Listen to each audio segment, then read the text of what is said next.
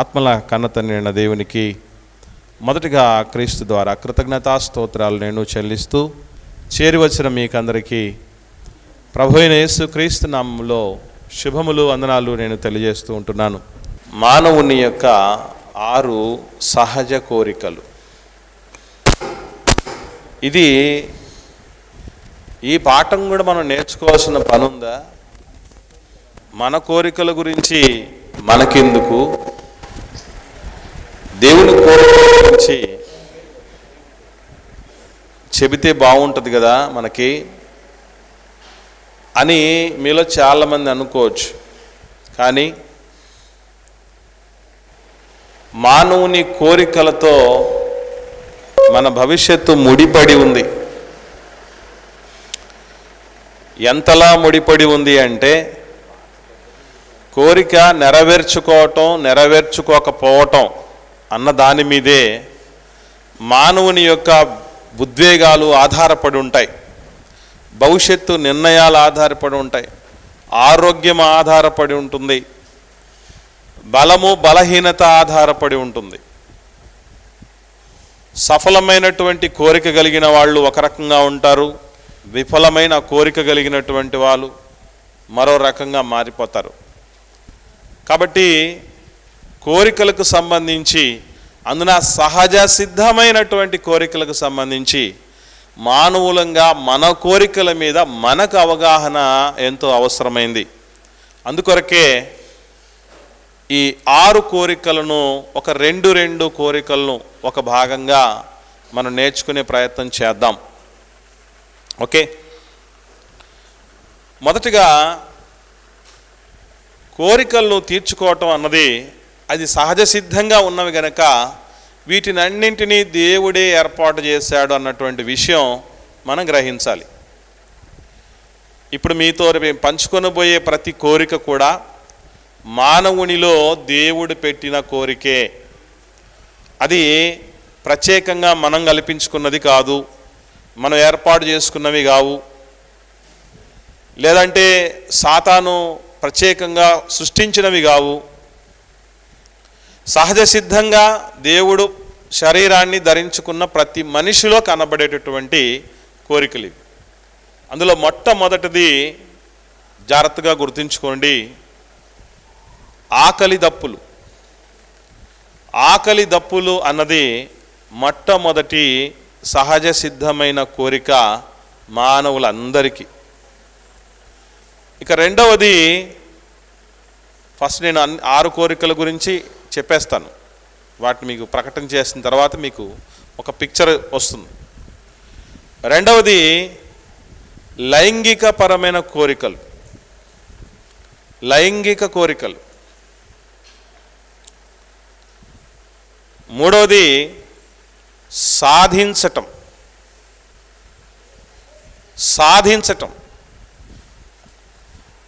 నాలుగవది సామాజిక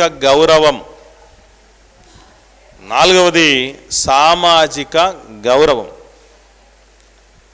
ఐదవది భద్రత. ఐదవది. ఆరవది దైవాసక్తి.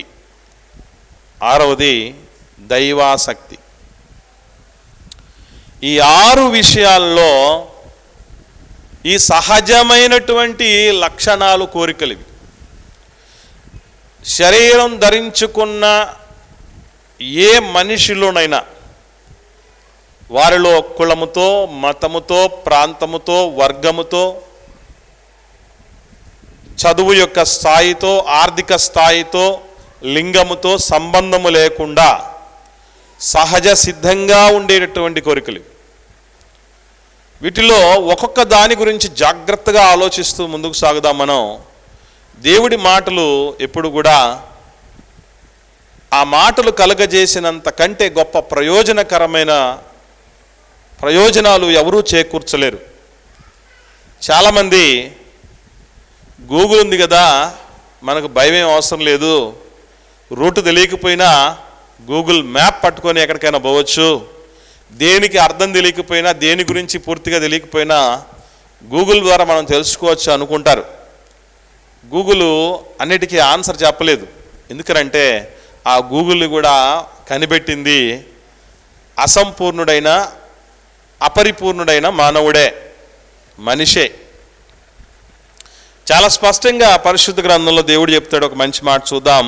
119వ కీర్తన గ్రంథం 119వ కీర్తనలో 96వ వచనం చూద్దాం. 96వ వచనం, సకల సంపూర్ణతకు పరిమితి కలదని నేను గ్రహించియున్నాను, నీ ధర్మోపదేశము అపరిమితమైనది. దేవుడిది యొక్క ధర్మోపదేశము, ఆయనకున్న జ్ఞానము అపరిమితమైనది, అన్లిమిటెడ్ ఆఫర్స్ అని చెప్తూ ఉంటారు. కానీ అది కూడా అబద్ధమే. అన్లిమిటెడ్ టాక్ టైం అని అంటూ ఉంటాడు. అసలు ఆ పదం వింటేనే మనకు చాలా పులకరం అనిపిస్తుంది. అన్లిమిటెడ్ టాక్ టైం అంటాడు, 30 రోజులు వ్యాలిడిటీ అంటాడు, లేదంటే 60 రోజులు వ్యాలిడిటీ అంటాడు, 90 రోజులు వ్యాలిడిటీ అంటాడు. అది లిమిటెడా కాదా? డైలీ 2 GB అంటాడు, అది లిమిటెడా కాదా? ఆలోచన చేయండి. అట్లాగే బట్టల షాపు మాకు కడపలో అన్లిమిటెడ్ అనేది బట్టల షాప్ ఒకటి ఉంది. అన్లిమిటెడ్ అని ఉంటుంది, చిన్న కొలతలు కలిగినటువంటి చోటే అది ఉంటుంది. అదేం అన్లిమిటెడ్? అన్ని లెక్కేస్తే లెక్కకు దొరకవు, అవి దొరుకుతాయి ఆ బట్టలన్నీ. కాబట్టి దేవుడి దగ్గర అపరిమితమైన జ్ఞానము లభిస్తుంది, అది మనకెంతో లాభిస్తుంది. ఇది మనం మర్చిపోకూడదు. చూద్దాం, ఆలోచన చేద్దాం. మొట్టమొదటిది, మానవుడికి ఉండేటటువంటి సహజ సిద్ధమైన ఒకానొక కోరిక ఆకలి దప్పులు. ఇవి ఎంత సహజంగా ఉంటాయి అని ఆలోచన చేస్తే, ప్రపంచంలో ఏ మనిషి అయినా సరే దేనికోసం ప్రయాసపడతాడు అని అంటే జానెడు పొట్టను నింపుకోవాలని. నేను ఒక పాట రాశా, మీరు విన్నారా లేదో? పొట్టకూటి కోసమే పుట్టామన్నట్టు పరిగెడుతుందిరా ఈ లోకం అని. విన్నవాళ్ళు ఉంటే ఎవరన్నా వినండి. జేసీసీ సాంగ్స్ అనే యూట్యూబ్ ఛానల్లో ఉంటాయి పాటలు, 30 పాటలు ఉన్నాయి ఇప్పటికీ. అందులో జానడు పొట్టను నింపుకునేందుకు బోలెడు పొట్టలు కొడుతోందిరా. మరి దాన్ని ఏం పరిస్థితి అంటే, పొట్టలో పడిన ఒక్క పూటకే భస్మం అయిపోతుంది ఈ తిండిరా అని రాశారు. ఉదయం తినొచ్చారలేదా? తినొచ్చాం కదా. మధ్యాహ్నం తినమా? తినకపోతే క్లాసులు జరగనిస్తాం మనం అసలు? ఒకవేళ జరగనిచ్చినా రేపటికి వస్తామా? ఈరోజు పెట్టలేదంటే కన్వీనర్లు వాళ్ళు అల్లవయ్యా బాబు, కనీసం మధ్యాహ్నం భోజనం కూడా పెట్టరు మీరు అని అంటాం. మీటింగ్ అనగానే గ్యారంటీగా ఏముంటుంది? ఈటింగ్ ఉంటుంది. ఏ తరహా మీటింగ్ ఉన్నా అందులో ఈటింగ్ గ్యారంటీ. దేవుడు కూడా ఏమని చెప్తున్నాడంటే, ఒకసారి ప్రసంగ గ్రంథం చూద్దాం, 6వ అధ్యాయం 7వ వచనం. ప్రసంగ గ్రంథం 6వ అధ్యాయం 7వ వచనం చూద్దాం.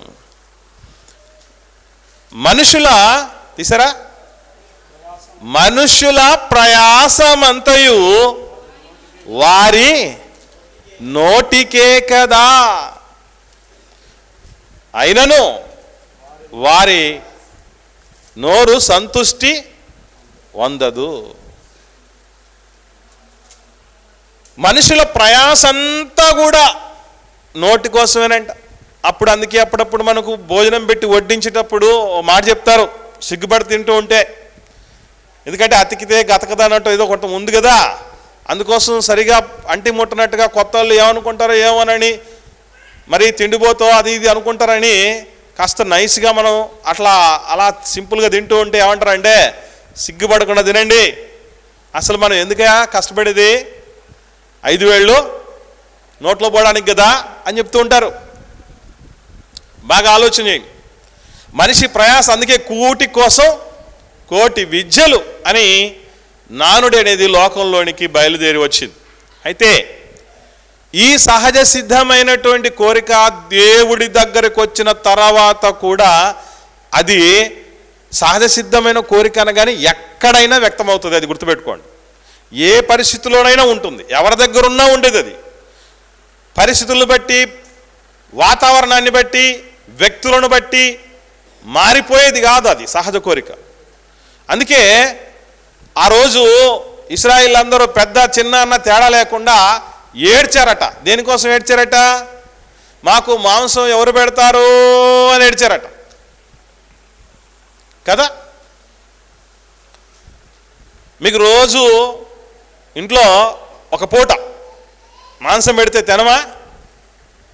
పెట్టేవాళ్ళు ఉండాలి కానీ పూట పూట తింటాం. మొక్కలేందే చెప్పండి, ముద్ద దిగదు అన్నట్టుగా ఉండేవాళ్ళు ఉంటారు.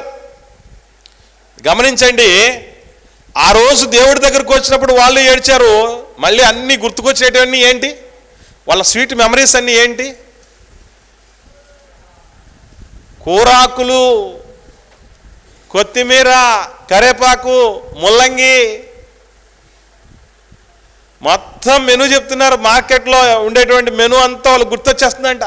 చేపలు గుర్తొస్తున్నాయంట, ఉల్లిపాయలు గుర్తొస్తున్నాయంట, ఆ మసాలాలు గుర్తొస్తున్నాయంట, ఆ ముక్కలు లొట్టలేసుకొని తినది గుర్తొస్తున్నాయంట. దేవుడు ఎర్ర సముద్రాన్ని పాయలు చేసింది ఏం గుర్తురాలే. 10 రకాలైన తెగుళ్ళు ఐగుప్తుల మీదకి రప్పించింది గుర్తురాలే. మరలా యేసుప్రభు దగ్గరికి వచ్చినప్పుడు కూడా యేసుప్రభు కనబడకపోతే మొత్తం వెతికేశారు, జల్లి పెట్టారు. అలా జల్లి పెట్టినప్పుడు యేసుప్రభు వాళ్ళ దగ్గరికి వచ్చి అన్న మాట ఏంటి? రొట్టెలు పూజించి తృప్తి పొందటం వల్లనే నన్ను వెతుకుతున్నారంటే దేవుడి దగ్గరికి వచ్చిన ఈ సహజ కోరిక ఎక్కడికైనా పోద్దా? పొరపాటున కూడా పోదు. కానీ ఇటువంటి కోరికని ఎలా మనం తీర్చుకుంటున్నాం? దయ్యం తెలివిగా ఎలా తీర్చుకోమని చెప్తున్నాడు, నిజముగా దేవుడు ఎలా తీర్చుకుంటున్నాడు? దయ్యం కోరిన సాతాను నియమములో మనం తీర్చుకుంటే ఈ కోరికని మనం ఏమైపోతాం? మన భవిష్యత్తు ఏమైపోతుంది? దేవుడు చెప్పిన నియమములో తీర్చుకుంటే మన పరిస్థితులు ఎలా ఉంటాయి? ఈ 6 కోరికల్లోనూ బేసిక్గా ఉండేటటువంటి 2 లక్షణాలే. మనం ఎలా తీర్చుకుంటున్నాం, ఎలా తీర్చుకుంటున్నాడు దయ్యం, దేవుడు ఎలా తీర్చుకుంటున్నాడు? ఏ రీతిగా మనం ఆ సహజమైన కోరికలను మనం సాటిస్ఫై చేసుకుంటే బాగుంటుందో ఇక్కడ గుర్తుపెట్టుకోవాల్సిన విషయం, అందరం గుర్తుపెట్టుకోవాల్సిన విషయం ఏంటంటే అది ఏ నియమములోనైనా సాటిస్ఫై చేయబడాల్సిందే. ఆ 6 సహజ కోరికల యొక్క లక్షణం ఏంటంటే ఏ రూపంలోనైనా, ఏ నియమములోనైనా, ఏ రీతిగానైనా, ఎలాగైనా సరే అవి సంతృప్తి పరచబడాల్సిందే. ఎంత సహజం అంటే ఒక మాట చెప్తాను మీకు. ఉదయం టిఫిన్ తిన్నోళ్ళు మధ్యాహ్నం ఎక్కువ తింటారా తక్కువ తింటారా? చెప్పండి, ఎక్కువ తింటారా తక్కువ తింటారా అండి? ఉదయం టిఫిన్ తినని వాళ్ళు మధ్యాహ్నం ఎక్కువ తింటారా తక్కువ తింటారా? ఎక్కువ తింటాం. ఎందుకు? ఉదయం బ్యాలెన్స్ మధ్యాహ్నానికి ఫుల్ఫిల్ అయిపోవాలి. ఉదయం మధ్యాహ్నం తిన్న వాళ్ళు రాత్రికి ఇంకెంత తింటారు? ఇంకాస్త ఎక్కువ తింటారు. ఎందుకంటే అది సంతృప్తి పరచబడాల్సిందే, ఆ గుండంలో పడాల్సిందే, లేకపోతే సాటిస్ఫై కాదు. సాతానుడు ఏమని ఎలా తీర్చుకోమంటాడు ఆకలి దప్పుల్నేనంటే ఎట్లా ఉంటుంది పరిస్థితి అంటే, నువ్వు దొంగతనమైనా చేసి తిను, ఎందుకనంటే ఆకలి చాలా చెడ్డది. అప్పుడప్పుడు చెప్తూ ఉంటారు చాలామంది. ఏమని అంటారండి? ఆకలి చెడ్డది అని చెప్తూ ఉంటారు. ఆకలి చెడ్డది కాదు, చెడ్డ కోరిక చెడ్డది. మన కోరికలు చెడ్డవి. ఆకలి విషయంలో నువ్వు దొంగతనం చెయ్యి, లేదంటే మోసం చెయ్యి, లేదంటే బలవంతం చేసైనా వాడి దగ్గర ఉండేది లాక్కొని మరి తిను. అన్యాయంగా ఒకరి నోళ్ళు కొట్టి, అందుకే జానడు పొట్ట నింపుకోవడానికి బోలెడు పొట్టలైన కొట్టి నీ పొట్ట నింపుకో.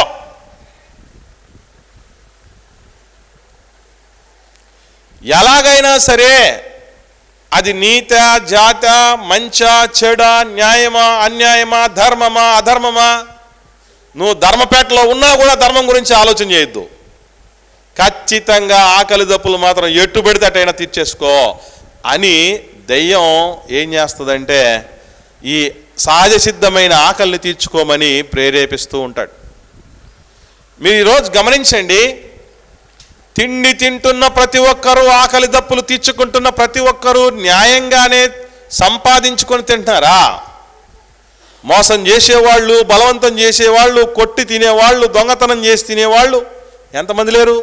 మరలా చిత్రం ఏంటంటే కొనుక్కొని తిన్న వాటికంటే కొట్టుకొచ్చుకుని తిన్నటువంటి వాటికి రుచి ఎక్కువట. విన్నారా సామెత? మామిడి పళ్ళు మార్కెట్లో పోయి కొనుక్కుంటే పెద్ద టేస్ట్ ఉంటే కిక్ ఉండవట. మరి ఎప్పుడు బాగుంటాయి? మామిడి తోటలోకి వెళ్ళి మామిడి పళ్ళను మనమే తెంచి తింటే అబ్బా ఆ టేస్ట్ మామూలుగా ఉండదట.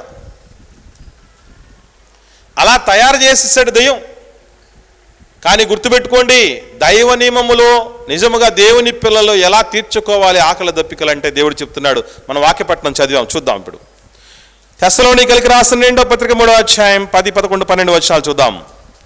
అపోస్తలుడైనటువంటి పౌలు గారు తెస్సలోనికైలకు రాసిన 2వ పత్రిక 3వ అధ్యాయం 10వ వచనం నుండి, మరియు మేము మీ వద్ద ఉన్నప్పుడు ఎవడైనను పని చేయనొల్లని ఎడల వాడు భోజనము చేయకూడదని మీకు ఆజ్ఞాపించితిమి కదా. ఆజ్ఞను అతిక్రమిస్తే పాపం వల్ల వచ్చే జీతం నరకం. అంటే ఎక్కడి నుంచి ఎక్కడికి వెళుతుందన్నమాట. ఈ సహజ సిద్ధమైన కోరికల్లో మనం నిబద్ధత కోల్పోతే ఆఖరికి నరకానికి తీసుకెళ్లే పరిస్థితులు వస్తాయి. అందుకే నరకం తప్పించబడాలంటే పాపం చేయకూడదు, పాపం తప్పించబడాలంటే ఆజ్ఞను అతిక్రమించకూడదు. ఆజ్ఞ ఏంటి ఇక్కడ? పని చేయకుండా భోజనం తినకూడదు. నో వర్క్ నో పే అనేటటువంటి నిదానం ఉద్యోగస్తులకు ఈ మధ్యకాలంలో వచ్చింది, తెలుసా మీకు? అంటే పని చేయకపోతే జీతం లేదు. భారతదేశం ఒక పథకాన్ని ప్రవేశపెట్టింది పేదరిక నిర్మూలన కోసం. ఏమన్నా తెలుసా? దాని పేరు చాలా బాగా అనిపించింది నాకైతే, పనికి ఆహార పథకం. ఎంత మంచి పథకం ఇదే! దేవుడు ఎప్పుడో పెట్టాడు పనికి ఆహార పథకం అని. ఈరోజు అనవసరంగా పొట్టలు పెరిగిపోతున్నాయి. ఒకానొక సర్వే ప్రకారం 2040వ సంవత్సరానికంతా చైనా సుమోలను వాళ్ళ వెనక్కి నెట్టేసి, ఇప్పుడు పాపులేషన్ పెరిగిపోయింది కదా, చైనాని దాటిపోయింది మన దేశం, తెలుసు కదా మీకు. భారతదేశ జనాభా చైనా జనాభాని దాటిపోయింది. ఆ చైనాలో సుమోలను ఉంటారు చూసారా, వాళ్ళను కూడా క్రాస్ చేస్తామట మనం. ఎందుకు అని అంటే పని చేయకుండానే బాగా లాగించే వాళ్ళు ఉన్నారు. ఒకనాడు కుంభకర్ణుడు అనేవాడు ఒకడే ఉండేవాడు, ఇప్పుడు ఎక్కడ చూసినా ఉంటున్నాడు. పని చెయ్యనివాడు భోజనం చేయకూడదు. ఎంత చక్కటి నియమం ఇది! సోమరిపోతులు ఉంటారా ఇది పాటిస్తే? మోసం చేసేవాడు మోసం చేయాలనుకుంటాడు, అన్యాయం చేయాలనుకుంటాడా, దోచుకోవాలనుకుంటాడా? ఆలోచన చేయండి. అంటే దేవుడు పెట్టిన ఈ నియమం పాటించడం వల్ల ప్రపంచం ఎంత సుఖశాంతులతో ఉంటుందో ఆలోచన చేస్తే. అందుకే దేవుడి దగ్గరికి రండి, మీకు విశ్రాంతి దొరుకుతుందంటాడు దేవుడు. ఊరికేనాడు, ఆయన చెప్తూ ఉన్నాడు పని చేసి భోజనం తినాలి. ఇంకా మీలో కొందరు దీనికి విరుద్ధంగా ఏ పని చేయకుండా పరుల జోలికి పోవచ్చు అక్రమముగా నడుచుకున్నారని వినుచున్నాము. అట్టాంటోళ్ళు నెమ్మదిగా పని చేయొచ్చు, సొంతముగా సంపాదించుకుని ఆహారం భుజించాలని మన ప్రభు అయిన యేసుక్రీస్తు పేరిట వారిని ఆజ్ఞాపూర్వకముగా హెచ్చరించుచున్నాము. హెచ్చరికలు మీరితే మనకేమనిపిస్తుంది అంటే, దేవుడు హెచ్చరిస్తే దేవుడు ఎప్పుడైనా చెప్తూ ఉంటారు బ్రదర్, ఎప్పుడు లేవు, ఎప్పుడు చెప్పలేదు. మా పాస్టర్ ఎప్పుడు హెచ్చరికలు చెప్తూ ఉంటాడు, మా అమ్మ నాన్నలు మా పెద్దోళ్ళు ఎప్పుడు హెచ్చరికలు చెప్తూ ఉంటారు. అవన్నీ పట్టించుకుంటే అవుద్దా బ్రదరు అనుకుంటూ ఉంటాం. గుర్తుపెట్టుకోండి, ప్రమాదకరమైన మలుపులు ఉన్నాయి, జాగ్రత్తగా వెళ్ళండి అంటే ఇట్లాంటి బోర్డులు మేము ఎన్నో చూసాం అని టాప్ స్పీడ్లో పోయామనుకో ఏమవుద్ది తెలుసా? ఇదే టాప్ స్పీడ్లో శరీరం ఆత్మ రెండు విడిపోతాయి, చచ్చిపోతావు. ఆ బోర్డు భయంకరమైనటువంటి దొంగ మెట్టలు ఉన్నాయి, లోపల లోతైనటువంటి కందకాలు ఉన్నాయి. నీళ్ళల్లో దిగేటప్పుడు జాగ్రత్త అని బోర్డు చూసినప్పుడు ఏం చేయాలి? మేము ఇట్లాంటి ఎన్నో చూసామంటే పోతావు. అలాగే దేవుడి హెచ్చరికలను కూడా బేఖాతరు చేస్తే మనం పోతాం, గుర్తుపెట్టుకోండి. అందుకే దైవ నియమములో గనక వీటిని తీర్చుకుంటే నీతివంతులంగా ఉంటాం. నీతిమంతుడు ఎట్లా ఉంటాడంటే సింహంలా ధైర్యంగా ఉంటాడట. నిజంగా అలా నీతిగా మన చేతులతో కష్టపడి సంపాదించుకొని తిన్నప్పుడు ఎంత సంతృప్తి అనిపిస్తుంది తెలుసా? ఎంత ధైర్యం అనిపిస్తుంది తెలుసా అండి? ఎంత సంతోషం అనిపిస్తుంది తెలుసా? ఎదుటి వాళ్ళని కొట్టి తినేటప్పుడు ఎప్పటికైనా ఒక పాప భీతి అనేది ఉంటుంది. దేవుడు మనిషికి ఏం చేశాడంటే ఒక మనస్సాక్షి అనేది పెట్టాడు. ఎప్పటికైనా ఇది మంచిది కాదురా నీకని ఆ మనస్సాక్షి ద్వారా చెప్పిస్తూనే ఉంటాడు. వాటినన్నిటినీ బేఖాతరు చేస్తే దేవుడి చేతిలో పడే రోజు వస్తుంది. సైతాన్ నియమంలో మనం ముందుకు పోతే సైతాన్ ఎక్కడికి పోతాడో అక్కడికి పోతాం మనం. వాడు ఎక్కడికి వెళ్తాడు? అపవాదికిని వాడిని దూతలకును సిద్ధపరిచిన నిత్యాగ్నికి వెలుడి. కాబట్టి దైవ నియమములు ఆకలి దప్పులు తీర్చుకోవాలి. ఎవరిని అన్యాయం చేయటం కానీ, మోసం చేయటం కానీ, బలవంతం చేయటం కానీ, దొంగతనం చేయటం కానీ వద్దు. అందుకే ఒకనాడు సొలొమోను రాసినటువంటి సామెతల గ్రంథంలో దేవుడు చెప్పిన మాట ఏంటి? 2 మనవులు చేసుకున్నాడట దేవుడి దగ్గర ఆయన. సామెతల గ్రంథం 30వ అధ్యాయం 8-9 వచనాల్లో ఉంటాయి ఆ మాటలు. సామెతల గ్రంథం 30వ అధ్యాయం 8-9 వచనాల్లో ఏముంటుంది అని అంటే ఒకసారి చూద్దాం త్వరగా.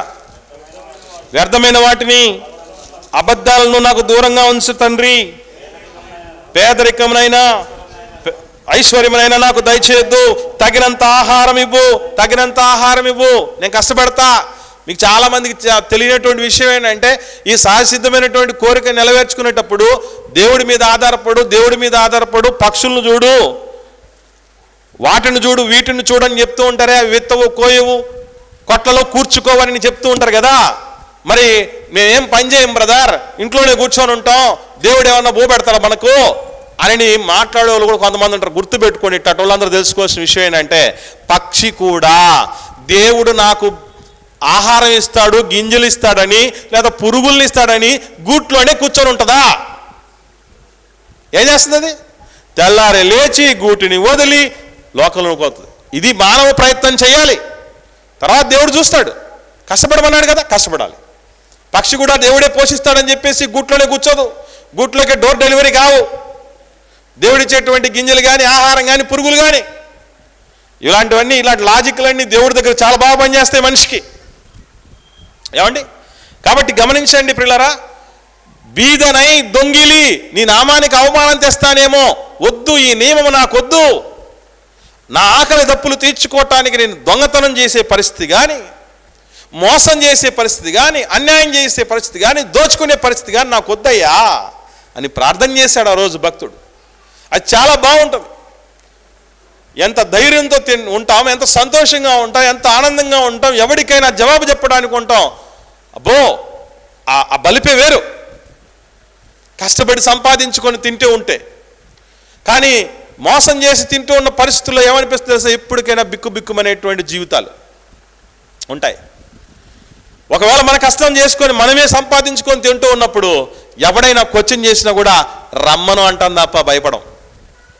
నేనేంటో నిరూపించుకుని నాకు తెలుసు, ఎవరి దగ్గర నేను అన్యాయంగా ఉండలేదు, ఎవరిని మోసం చేయలేదు, దోచుకోలేదు, వాడు నోరు కొట్టి నా నోరు నింపుకోలేదు, నా పొట్ట నింపుకోలేదు అన్న ధైర్యం అనుకుంటుంది పిల్లల. అందుకే దైవ నియమములో ఆకలి దప్పులను తీర్చుకోవాలి. రెండవది ఏంటి? రెండవది లైంగిక పరమైన కోరికలు. ఈ విషయంలో మనం తెలుసుకోవాల్సిన ఒక ప్రాముఖ్యమైన విషయం ఏంటంటే దీంతోనే జన్మ పాపం కూడా ముడిపెట్టడం జరిగింది. చాలామంది జన్మ పాపం అన్నదాన్ని కూడా దీంతోనే ముడిపెట్టడం జరిగింది. ఎందుకంటే స్త్రీ పురుషులు కలయిక వలన, భౌతికమైనటువంటి శారీరకమైనటువంటి కలయిక వలన వారి ధర్మాలు నిర్వర్తించటం అనేటటువంటి దానిని పాపంగా చిత్రీకరించింది ప్రపంచం. ఎందుకనంటే ఆదాము గారు తన భార్య అయిన హవ్వను కూడగా అనేది ఎప్పుడు జరిగింది? ఆజ్ఞను అతిక్రమించిన తర్వాత, పాపం వచ్చిన తర్వాత. కాబట్టి ఇది ఒక పాపకార్యం అని చెప్పేవాళ్ళు ఉంటారు. గుర్తుంచుకోండి, ఆజ్ఞను అతిక్రమించటానికి మునుపు నుంచే స్త్రీ పురుషుల మధ్య ఆకర్షణను దేవుడే పెట్టాడు. వీళ్ళ యొక్క ధర్మం, భార్యాభర్తల యొక్క శారీరక పరమైనటువంటి కోరిక తీర్చుకోవటం అనేది దేవుడు చెప్పిన మాట, ధర్మం అన్నాడు.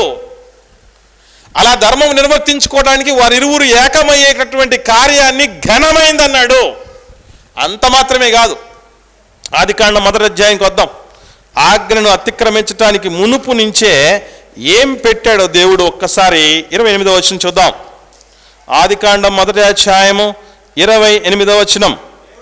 దేవుడు వారిని ఆశీర్వదించిన ఎట్లనగా మీరు ఫలించి అభివృద్ధి పొంది విస్తరించి భూమిని నిండించి దాన్ని లోపరుచుకునుడి. మీరు ఫలించండి అన్నాడు, విస్తరించండి అన్నాడు, భూమిని నిండించండి అన్నారు. దీన్ని ఏంటి, ఎలా సాధ్యం అవుద్ది ఇది? ఆదాము ఇంకొక ఆదాముని పెళ్లి చేసుకుంటే కాదు, హవ్వమ్మకి ఇంకొక హవ్వమ్మ ఉంటే కుదరదు, పోనీ వాళ్ళిద్దరే ఉంటే కుదరదు, వాళ్ళని ఇరువురిని కలపాలి, వాళ్ళలో నుంచి తరాలను తీసుకురావాలి. దేవుడి మ్యాథ్స్ చాలా వేరు. ఒకటికి ఒకటి కలిపితే రెండే. దేవుడు ఒకరిని కలిపి ఇప్పుడు ఎంతమందిని చేశాడు తెలుసా మీకు? ఇప్పుడు ప్రపంచ జనాభా దాదాపు 800 కోట్లు. అంటే ఇద్దరిని కలిపి ఎంతమందిని చేశాడంటే, చాలామంది చెప్తూ ఉంటారు ఇద్దరు కలిస్తే 3 అవుతారని 4 అవుతారని. లెక్కలు వేరు, దేవుడి లెక్కలు వేరు. ప్రస్తుతం 800 కోట్లు, రేపు ఎంతమంది అవుతారో తెలియదు, ఇప్పుడు దాకా ఎంతమంది పోయారో తెలియదు. అది ఆయన లెక్క. ఇక్కడ గమనించగలిగితే ఆశీర్వదిస్తున్నాడు. ఇది ఆశీర్వాదం, స్త్రీ పురుషుల కలయిక, దేవుని ఆశీర్వాదం, దేవుని దీవెన. ఇది పాపము కాదు, సహజమైన కోరిక.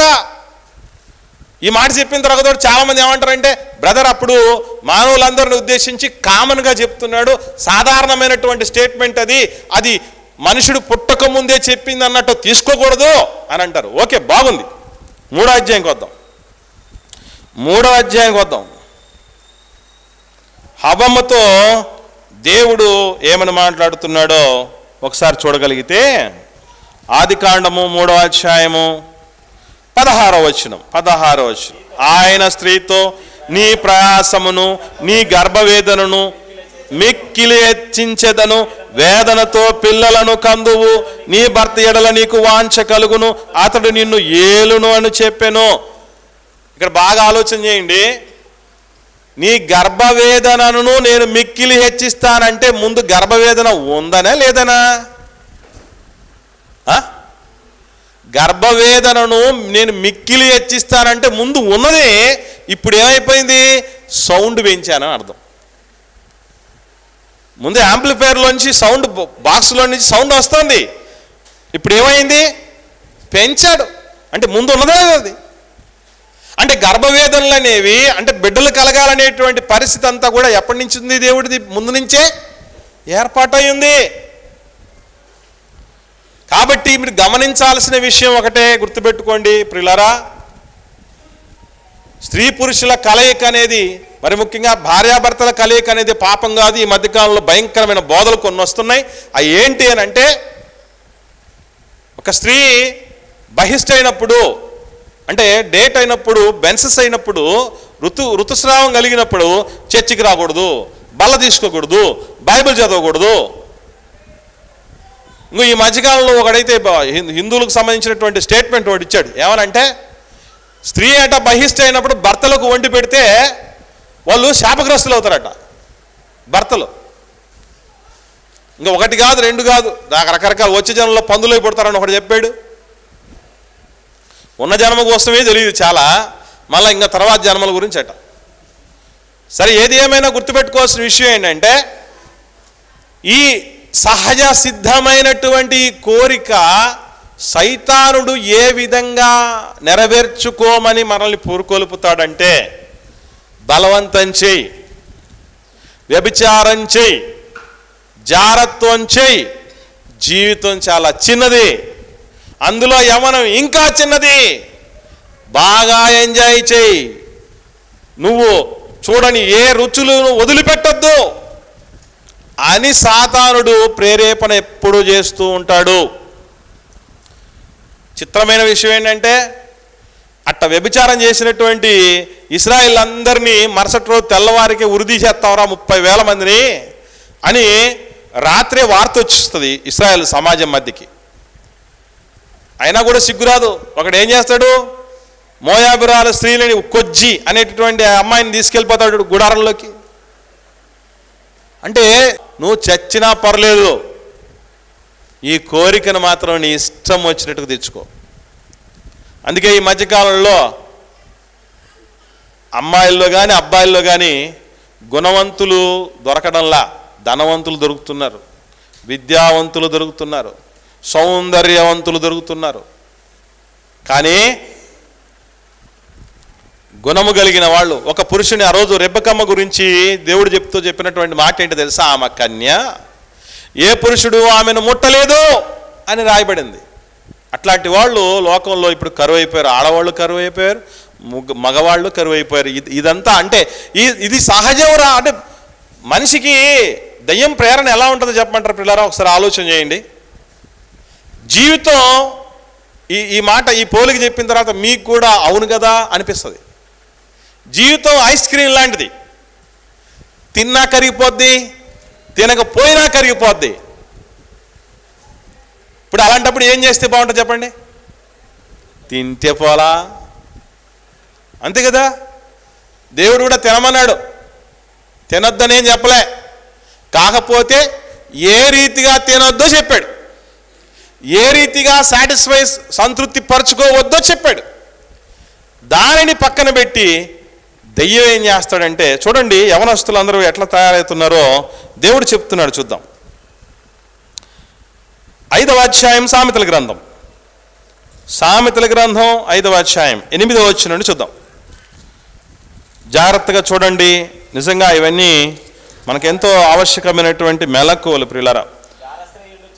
జార స్త్రీ ఉండే ఛాయకు పోక నీ మార్గము దానికి దూరంగా చేసుకో.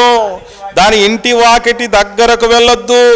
వెళ్తే ఏమవుతావంటే, పరులకు నీ యవ్వన బలమును, క్రూరులకు నీ జీవిత కాలమును ఇచ్చివేతువు. నీ ఆస్తి వలన పరులు తృప్తి పొందుదురు. నీ కష్టార్జితము అన్యుల ఇల్లు చేరును. తోదకు నీ మాంసం, నీ శరీరం. దీన్నే నిజంగా సుఖవ్యాధులని పేర్లు ఎవరు పెట్టారు కానండి? సుఖపడడం వల్ల, విచ్చలవిడిగా సుఖపడడం వల్ల వచ్చే వ్యాధులు, అందుకు సుఖవ్యాధులు అని పేర్లు వచ్చాయి. దీనివల్ల ఏమవుద్దట? నీ మాంసం, నీ శరీరం క్షీణించిపోద్ది. దానికి మనం పెట్టుకున్న పేరేంటి?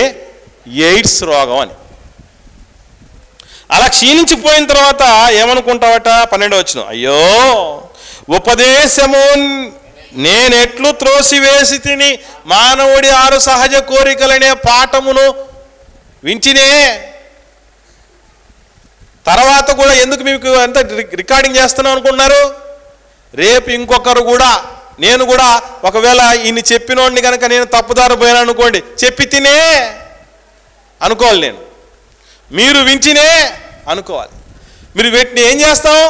నేనెట్టు త్రోసివేసి తిని, ఇంకా నా హృదయము గద్దింపునెట్లు తృణీకరించెను. ఇట్లాంటి విషయాలు చాలామంది అనుకుంటూ ఉంటారు. ఏమనంటే, అబ్బబ్బా అయ్యయ్యో దేవుడి సేవకుడు ఇట్లాంటి మాటలని చెప్పచ్చా, నవ్విపోదురుగాక అనుకుంటారేమో. మీ అమ్మ నాన్నలు చెప్తారా మీకు ఇవి? మీ పెద్దోళ్ళు చెప్తారా? సమాజం చెప్తుందా? ఒకవేళ చెప్పినా ఏమంటుందంటే, రే తప్పు చేయి పర్లేదు కానీ దొరకకుండా తప్పు చేయి అంటదా లేదా? జాగ్రత్త, సేఫ్టీ ప్రికాషన్స్ వాడినైనా అని చెప్తుంది. కానీ దేవుడు చెప్తున్న మాట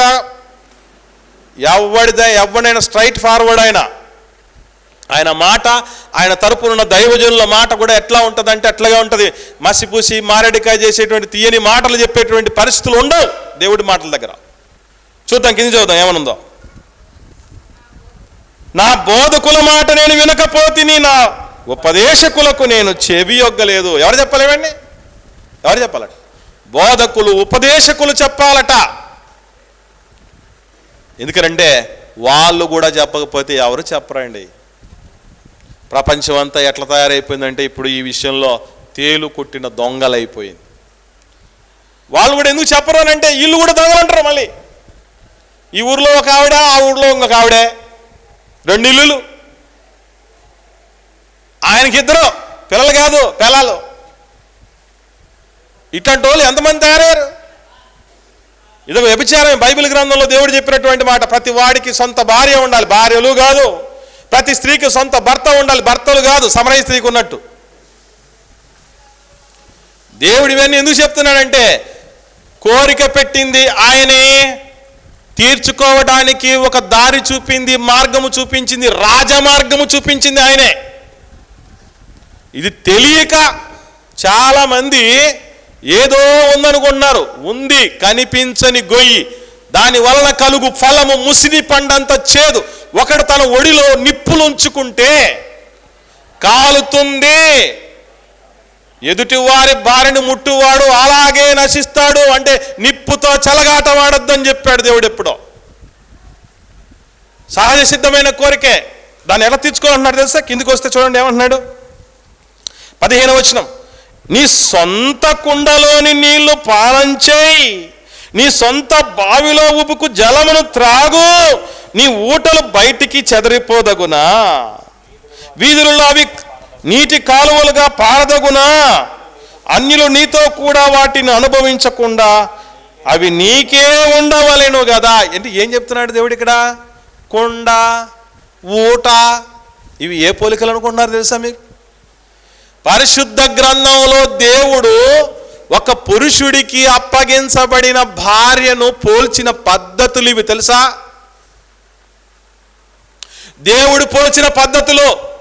ఈ సత్యవాక్కులు చాలా మందికి తెలియక కొంతమంది పెద్ద వేదికల మీద ఏమని పోల్చారు తెలుసా? భార్యని ఎంగిలి విస్తరాకుతో పోల్చారు. ఎంగిలి విస్తరాకుతో పోల్చారు. నేను తిన్న విస్తరలో అన్నం నువ్వు తింటావా అని, నేను తిన్న కంచంలో నువ్వు అన్నం తింటావా అని. నీకు వాక్యం చెప్పడం రాకపోతే నోరు మూసుకొని ఉండాలి. ఎవడలా పోల్చమని చెప్పాడు? బైబిల్లో దేవుడు చెప్పాడా ఒకటి భార్య వెంగిలి విస్తరని? నీ కుండ అని చెప్పాడు, నీ ఊట అని చెప్పాడు, నీ కౌగిట నీ భార్య ఫలించు ద్రాక్షావల్లని చెప్పాడు. ఇంకా ఊరియా భార్య బత్షెబ గురించి చెప్తూ తన గొర్రె పిల్లల్లో ఒక గొర్రె పిల్ల లాంటిది నీ భార్య అని చెప్పాడు. ఇన్ని పోలికలు బైబిల్లో ఉంటే నేను వాడిన బ్రష్, నేను వాడిన గిన్నె అని చెప్పేవాళ్ళు ఉన్నారు. ఇట్లాంటి వాళ్ళు గొప్ప గొప్ప సేవకులు ఉన్నారు తెలుసా మీకు? దేవుడు చెప్పిన మాట చూడండి, నీ సొంత కొండలో నీళ్ళు తాగరా అంటే ఏం చెప్తున్నాడు? నీ కోరికను పెట్టింది నేనే, ఆ కోరికను తీర్చుకోవడానికి సృష్టిలో స్త్రీని పెట్టింది నేనే. అందరూ ఆమోదయోగ్యంగా కలిసి పెళ్లి చేసి రాజుగా నిన్ను శోభనం గదిలోకి పోరాని పంపిస్తూ ఉంటే అట్టాటి ఓలిపోయి ఎక్కడెక్కడో నక్కి నక్కి నక్కి నక్కి ఎవడు చెప్పాడండి? ఏమవసరం అలాంటివి? పానుపు నిష్కలంకంగా ఉండాలి, ఇది దేవుడి నియమం. ఒక స్త్రీకి భర్తనిచ్చాడు, తీర్చుకోమ్మా. దేవుడు ఎంత సైడ్ అయిపోయాడు తెలుసా ఈ విషయంలో? దయ్యం శోధిస్తాడని సాధసిద్ధమైన కోరిక విషయంలో ఆయనే సైడ్ అయిపోయాడు మహనీయుడు తెలుసా మీకు? ఒకసారి కొరింథీయులకు రాసిన మొదటి పత్రిక 7వ అధ్యాయం 5వ వచనం చూద్దాం. అపోస్తలుడైనటువంటి పౌలు గారు కొరింథీయులకు రాసిన మొదటి పత్రిక 7వ అధ్యాయం 5వ వచనం. ప్రార్థన చేయుటకు మీకు సావకాశము కలుగునట్లు కొంతకాలము వరకు ఉభయుల సమ్మతి చొప్పునని తప్ప ఒకరినొకరు ఎడబాయొద్దు. ఈ మధ్యకాలంలో చాలా మంది ఏవో కొన్ని కారణాల చేత భార్యలను వదిలిపెట్టి భర్తలు ఫారిన్ పోతున్నారు, కువైట్ కని అట్లాంటి చోట కని పోతున్నారు. పోయినోడు ఊరుకో ఉంటాడా? చెప్పండి, పోయినోడు ఊరుకో ఉంటాడా? ఇక్కడ ఉన్నటువంటి ఆడకూతురు ఊరికే ఉండడానికి అవకాశం ఉంటుంది. సహజ కోరికలవే.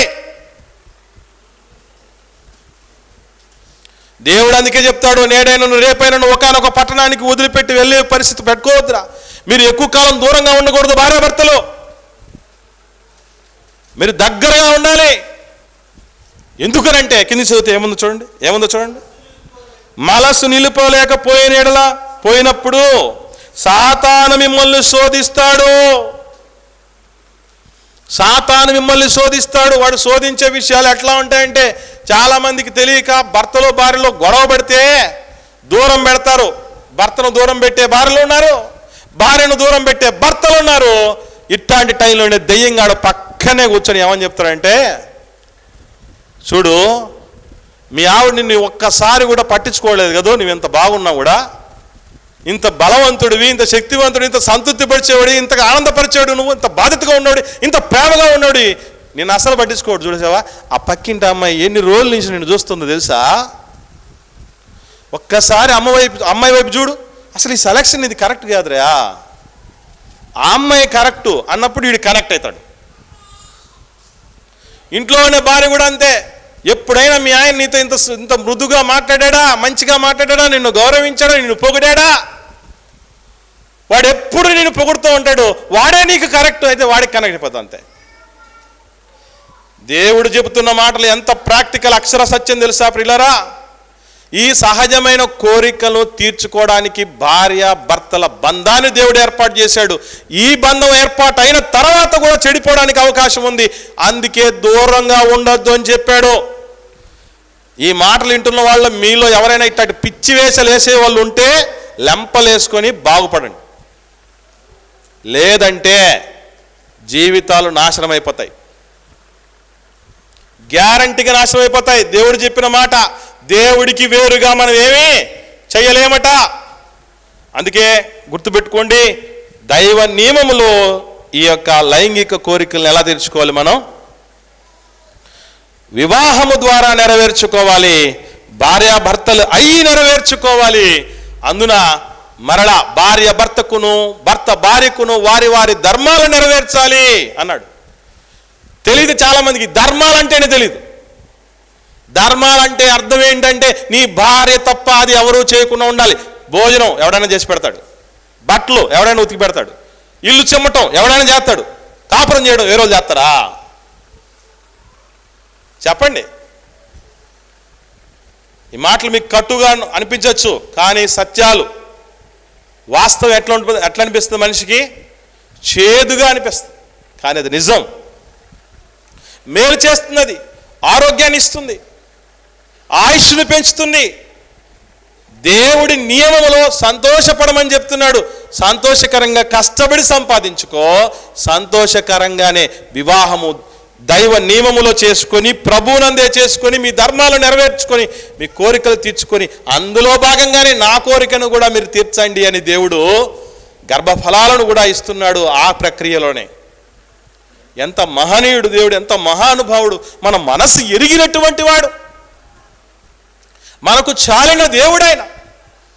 కాబట్టి ఈ రెండు సహజ కోరికల విషయంలో సాతాను నియమం ఎలా ఉందో, దైవ నియమం ఎలా ఉందో, ఏ నియమములో జీవం ఉందో, ఏ నియమములో నరకం ఉందో, శిక్ష ఉందో, ఏ నియమములో రక్ష ఉందో మీకు అర్థమై ఉంటుంది. ఇప్పటికీ వినడంతో సరిపుచ్చుకోకుండా, నేను వినిపించడంతో సరిపుచ్చుకోకుండా పాటించి ధన్యులమవుదాం.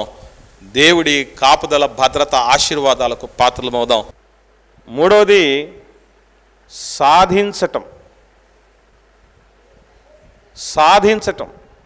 చాలామంది చెప్తూ ఉంటారు, భూమి మీదకి వచ్చేటప్పుడు మనిషి పిడికిలు బిగించి ఉంటారట. అంటే ఏదో సాధించడానికి వచ్చాను నేను ఈ భూమి మీదకి అని అది చెప్తుందట.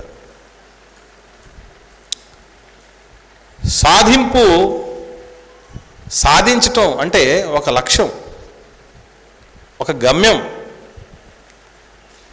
ఒక గొప్ప ఇష్టం. అది ప్రతి మనిషి జీవితంలో ఉంటుంది. సహజమైన కోరిక ఇది. ఇక్కడ కూర్చున్నటువంటి వాళ్ళలో, ఈ మాటలు వింటున్న మీ అందరిలో కూడా మీరు జీవితంలో ఏదో ఒకటి సాధించాలని అనుకుంటున్నారా లేదా అంటే ఖచ్చితంగా అనుకుంటాం. అది సహజమైనటువంటి కోరిక మనిషికి. నేను ఏమీ సాధించాలని నాకు లేదన్నోళ్ళు భూమి మీద బతకరు తెలుసా? నేను సాధించడానికి ఏమీ లేదు, నేను చచ్చిపోతా అనుకుంటారు అంతే. అంటే ఇది సహజమైన కోరిక. స్కూల్ టైంలలో విద్యార్థి దశలో ఉన్నప్పుడు నేను నా క్లాసులో, నా స్కూల్లో, నా మండలంలో, నా జిల్లాలో, నా రాష్ట్రంలో, దేశంలో, ప్రపంచంలోనే గొప్ప ప్రతిభను సాధించాలి, గొప్ప మార్కులను పొందుకోవాలని విద్యార్థి దశలో ఉన్న వాళ్ళకి కొన్ని సాధించాలని ఉంటాయి.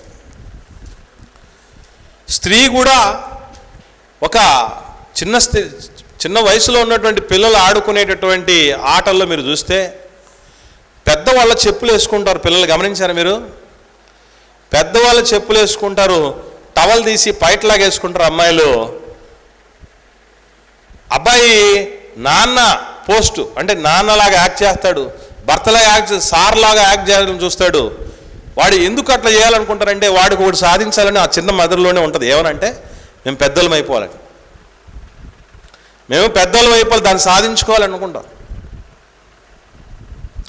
ఇలా చాలామంది చాలా రకాలని, ఉద్యోగం సాధించాలని కొందరు, పదవి సాధించాలని కొందరు, సొంతింటి కళ నేను సాధించుకోవాలని కొందరు, ఎలాగైనా అమ్మాయిని సాధించాలరా, ఎలాగైనా అబ్బాయిని సాధించాలరా, నేను నా జీవితంలో ఏమైనా కానీ సెంట్రల్ గవర్నమెంట్ ఉద్యోగం సాధించాలి, నేను ఎప్పటికైనా సరే గ్రూప్ 1 సాధించాలి, టార్గెట్ గ్రూప్ 1 ఉద్యోగం, అప్పులన్నీ తీర్చేసి అప్పులు ఇచ్చే స్థితికి నేను వెళ్ళాలి, అలా సాధించాలి నేను. దీంతోపాటు మరికొన్ని రకాలైన సాధింపులు కూడా, అవి కక్ష సాధింపులు, పగ సాధింపులు, అవి కూడా సాధింపులే. జీవితంలో పలానా వాళ్ళ మీద నేను కసి తీర్చుకోవాలి, అది ఎప్పటికైనా సాధించాలి. వాళ్ళ కళ్ళల్లో నీళ్లు చూడాలి, వాళ్ళ జీవితంలో బాధలు చూడాలి, వాళ్ళ కష్టాలు చూడాలి, వాళ్ళ వేదనలు చూడాలి, వాళ్ళ నష్టాలు చూడాలి, వాళ్ళ ప్రతికూలతలు నేను చూడాలి, అది కూడా ఒక సాధింపు. ఇలా ఏదో ఒక దశలో ప్రతి మనిషి జీవితంలో ఏదైనా సాధించుకోవాలని ఉంటుంది. దెయ్యం కూడా మానవుని యొక్క సహజమైన కోరికలను గుర్తెరిగి పసిగట్టి ఏదెన్ తోటలోకి వచ్చి ఆదాము హవ్వల దగ్గరికి, ఎప్పటికైనా గుర్తుపెట్టుకోండి, ఈ సహజ కోరికల మీదే దెబ్బ కొడతాడు దెయ్యం. ఎప్పుడైనా ఆకలి దప్పుల దగ్గర దెబ్బ కొట్టినటువంటి పరిస్థితి. యేసు ప్రభు దగ్గరికే వచ్చి ఏమన్నాడు ఆకలిగా ఉన్నప్పుడు? ఈ రాళ్ళను రొట్టెలు చేసుకో అని చెప్పాడు. అదొక శోధన, అట్ట శోధించొద్దు దేవుణ్ణి అన్నటువంటి రీతిగా యేసు ప్రభు చెప్పాడు.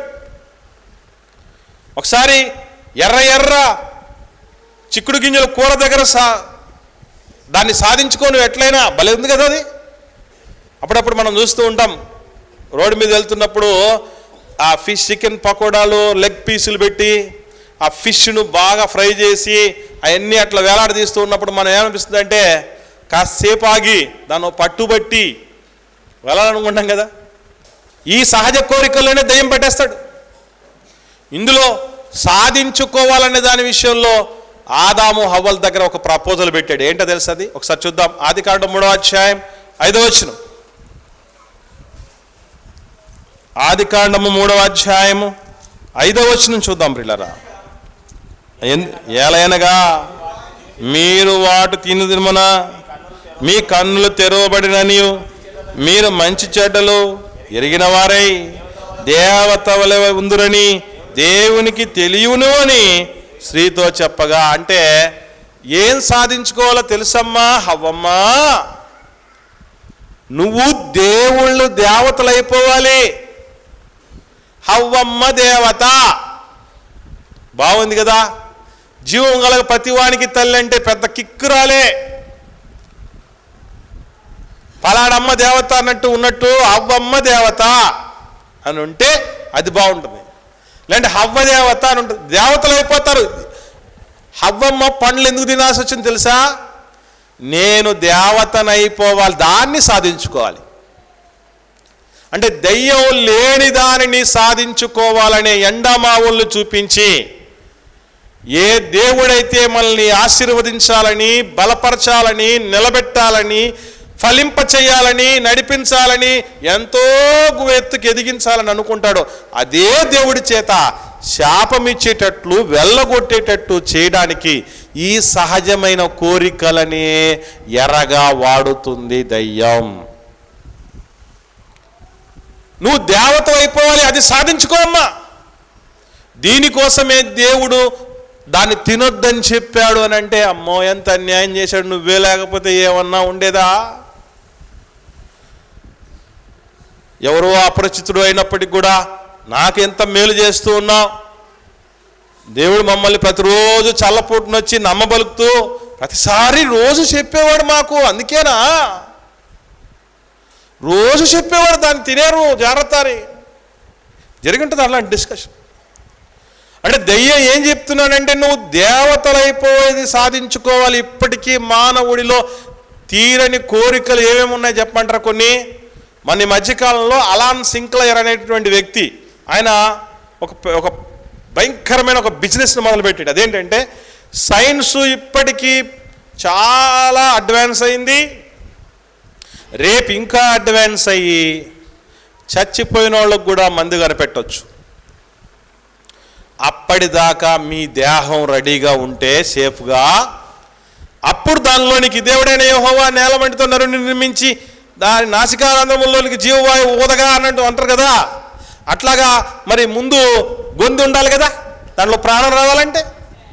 కాబట్టి గొంతుని కాపాడతాం, 100 సంవత్సరాలు కాపాడినందుకు ఇంత డబ్బు, 200 సంవత్సరాలు కాపాడినందుకు ఇంత డబ్బు అని ఇంతమంది సభ్యులయ్యారు అని లక్షల రూపాయలు, అంటే బాడీ చనిపోయిన తర్వాత ఆయన హ్యాండ్ ఓవర్ చేయాలి. హ్యాండ్ ఓవర్ చేస్తే లోపల ఉన్నటువంటి పనికిరానివన్నీ తీసేసి, మరి అవి ఎట్లా వస్తాయి మళ్ళీ లోపల జీర్ణ వ్యవస్థలు పేగులన్నీ తీసేసి దాన్ని సేఫ్గా పెడతాడట. మరి నిజంగా ప్రాణమే వచ్చింది అనుకోండి, అవి లేకుండా నిలబడుతుందా? ఏం పిచ్చోళ్ళు ఉన్నారండి అసలు ప్రపంచంలో. అంటే ఏం కోరిక ఉందన్నమాట మనిషికి, ఏం సాధించుకోవాలి ఇప్పుడు? మృత్యువు మీద విజయం సాధించుకోవాలి. ఇది అలాన్ తరం కాదు కదా, ప్రపంచంలో అలాన్ సింక్లయర్ లాంటి ఎంతమంది వచ్చినా సింక్ అయిపోవాల్సిందే. సింక్ అవడం అంటే మునిగిపోవడం. 100% చేత కాదు, అది జరిగేది కాదు. అది వీటిని గొంతెమ్మ కోరికలు అంటారు, తీరని కోరికలు అంటారు, ఎవరికి ఎప్పటికీ సాధ్యమేది కాదు. ఇంకొందరు ఏమంటున్నారంటే వృద్ధాప్యాన్ని వాయిదా వేసేయాలి. ఏ కోర్టు కేసు అనుకుంటున్నా వాయిదా వేయటానికి? ఇది వద్దనుకున్నా లోపల నుంచి ఏం మొలుస్తూ ఉంటాయి? తెల్ల వెంట్రుకలు వస్తూ ఉంటాయి, చర్మం ముడతలు పడుతూ ఉంటుంది, రొమ్ము విడుచుకొని తిరిగినటువంటి బాడీ బెండ్ అయిపోద్ది. నా వెంట్రుకలు చాలా కర్లు హెయిర్ అండి, లోపలికి చీమ దూరినా ఈగ దూరినా ఊపిరాడగా చస్తాయండి అని చెప్తావు. ఎప్పటిదాకా ఉంటాయి? అయిపోయి పలసను జుట్టు వచ్చి బట్టతలు వచ్చి మొత్తం గుండుగా మారేటువంటి రోజు కూడా వస్తుంది. దాన్ని ఎవరు మార్చలేరు, అది ఎవడు సాధించుకోలేడు. ఇలా రకరకాలైనటువంటి కోరికలను నువ్వు సాధించుకో అని మానవుడికి, మనిషి నిబద్ధతతో బతకటం తెలియదు. కానీ నువ్వు ఒకవేళ చెడు తిరుగుళ్ళు తిరిగి వ్యసనాలకు బానిసైపోయి చచ్చిపోయే స్థితి వచ్చినా నిన్ను బతికించి మళ్ళీ ఆ పాప కూపంలోనికి తొయ్యడానికి మందు కనుక్కోరా ఎప్పటికైనా అని కొందరిని ల్యాబుల్లో పెట్టేశాడు దెయ్యం. ఈ రోగానికి మందు లేదు, ఆ రోగానికి మందు లేదు. ఒకవేళ మందులు ఉన్నాయి, మందులు రోగం వచ్చిన తర్వాత కాదు, రోగం రాకముందే వేసుకో మందు. వ్యాక్సిన్ కనుక్కో, వ్యాక్సిన్ కనుక్కోవడం సాధించు, వస్తువులు కనుక్కో. ఇలా అనేకమైనటువంటి పనులకు దారి మళ్లించేసి ఇది సాధిస్తే నువ్వు గొప్పోడు అయిపోతావు, అది సాధిస్తే నువ్వు గొప్పదాని అయిపోతావని మనుషుల్ని అసలు సాధన వైపు తీసుకెళ్లకుండా దారి తొలగించింది దయ్యం తెలివిగా. కానీ ఏం సాధించుకోవాలో తెలుసా ప్రియులారా?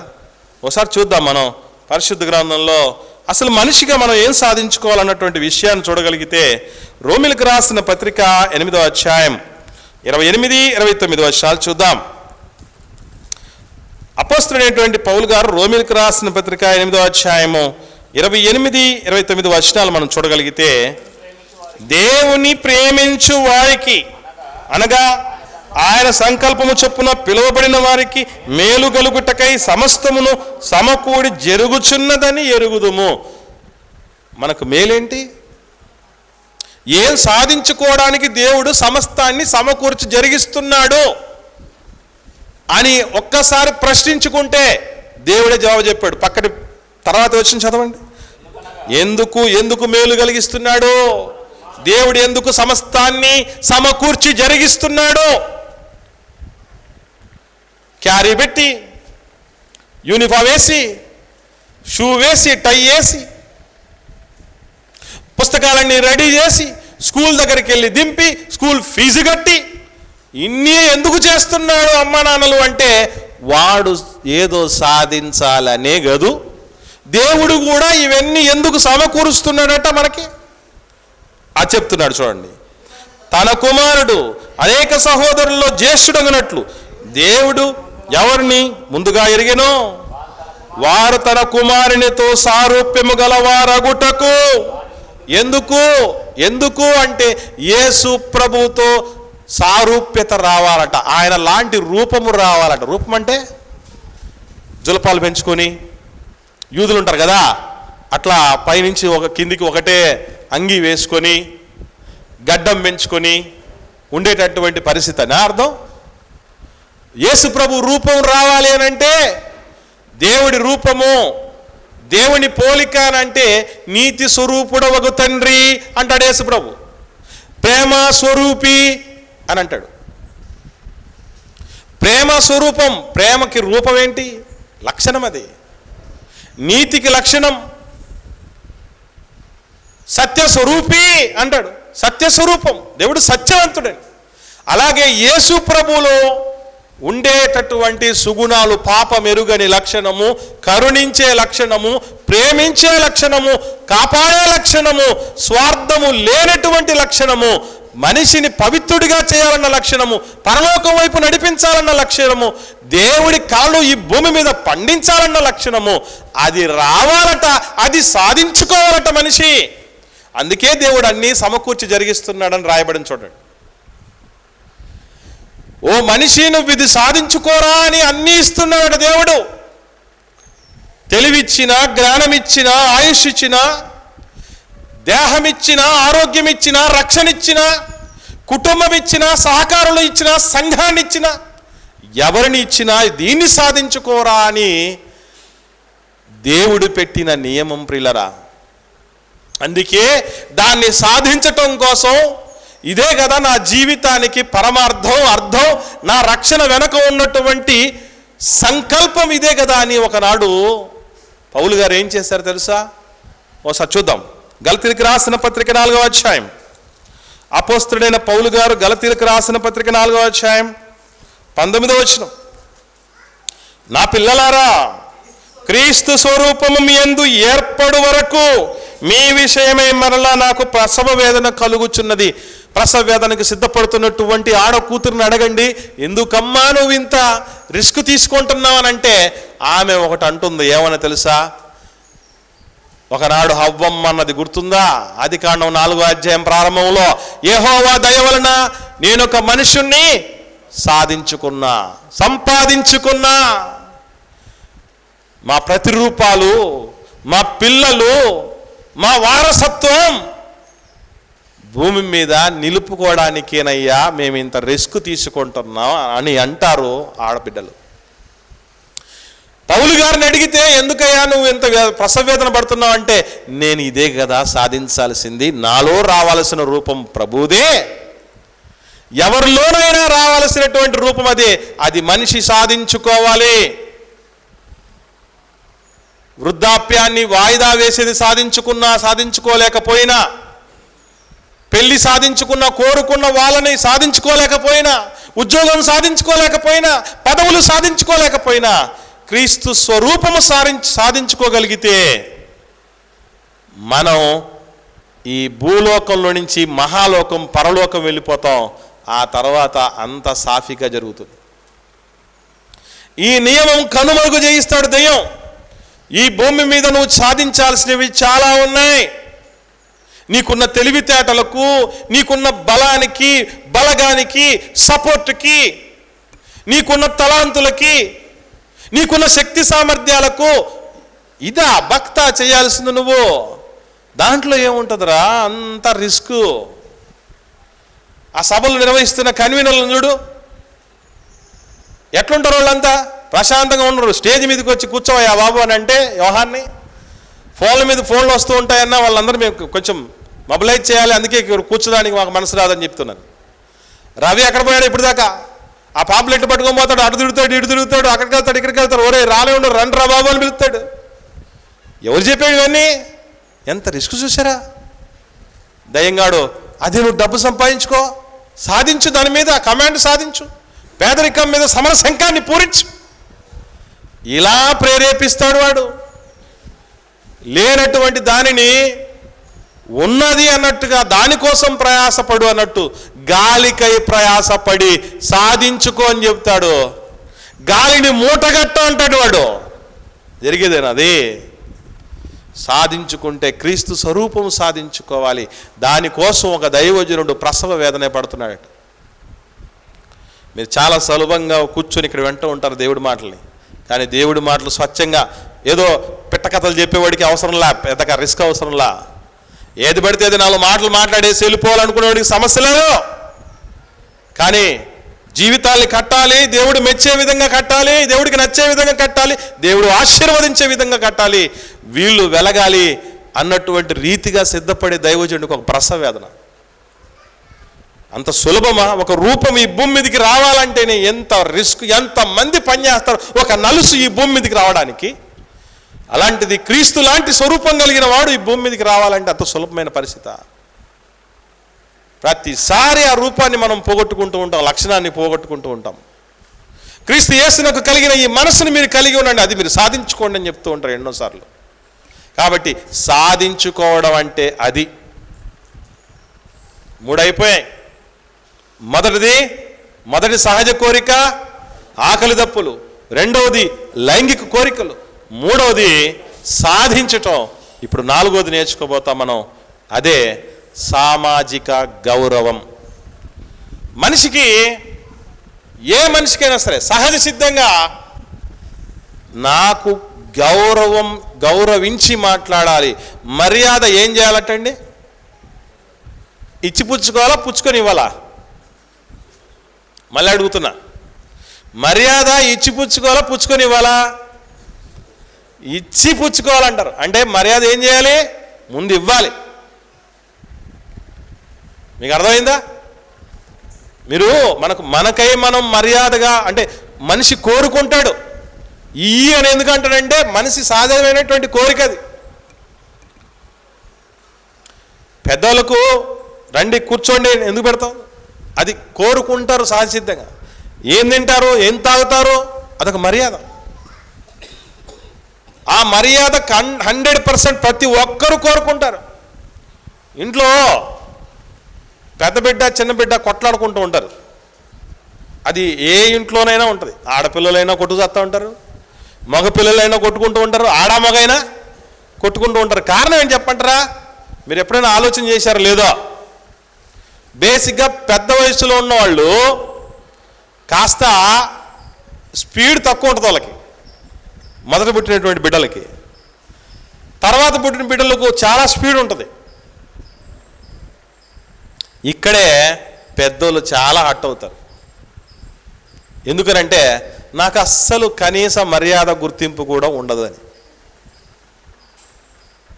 ఎందుకనంటే ఇద్దరు కొట్లాడుకున్నారు అనుకోండి, ఫస్ట్ ఏమని కొడతారు తెలుసా? పెద్దోళ్ళని కొడతారు, చిన్నోళ్ళని అంతగా కొట్టరు. ఎందుకనంటే నన్నే ఎందుకు కొట్టావు, వాడిని ఎందుకు కొట్టలేదు, దాన్ని ఎందుకు కొట్టలేదు అన్నారు అనుకోండి పెద్దోళ్ళు. వెంటనే అన్న మాట ఏమంటారు పెద్దోళ్ళు?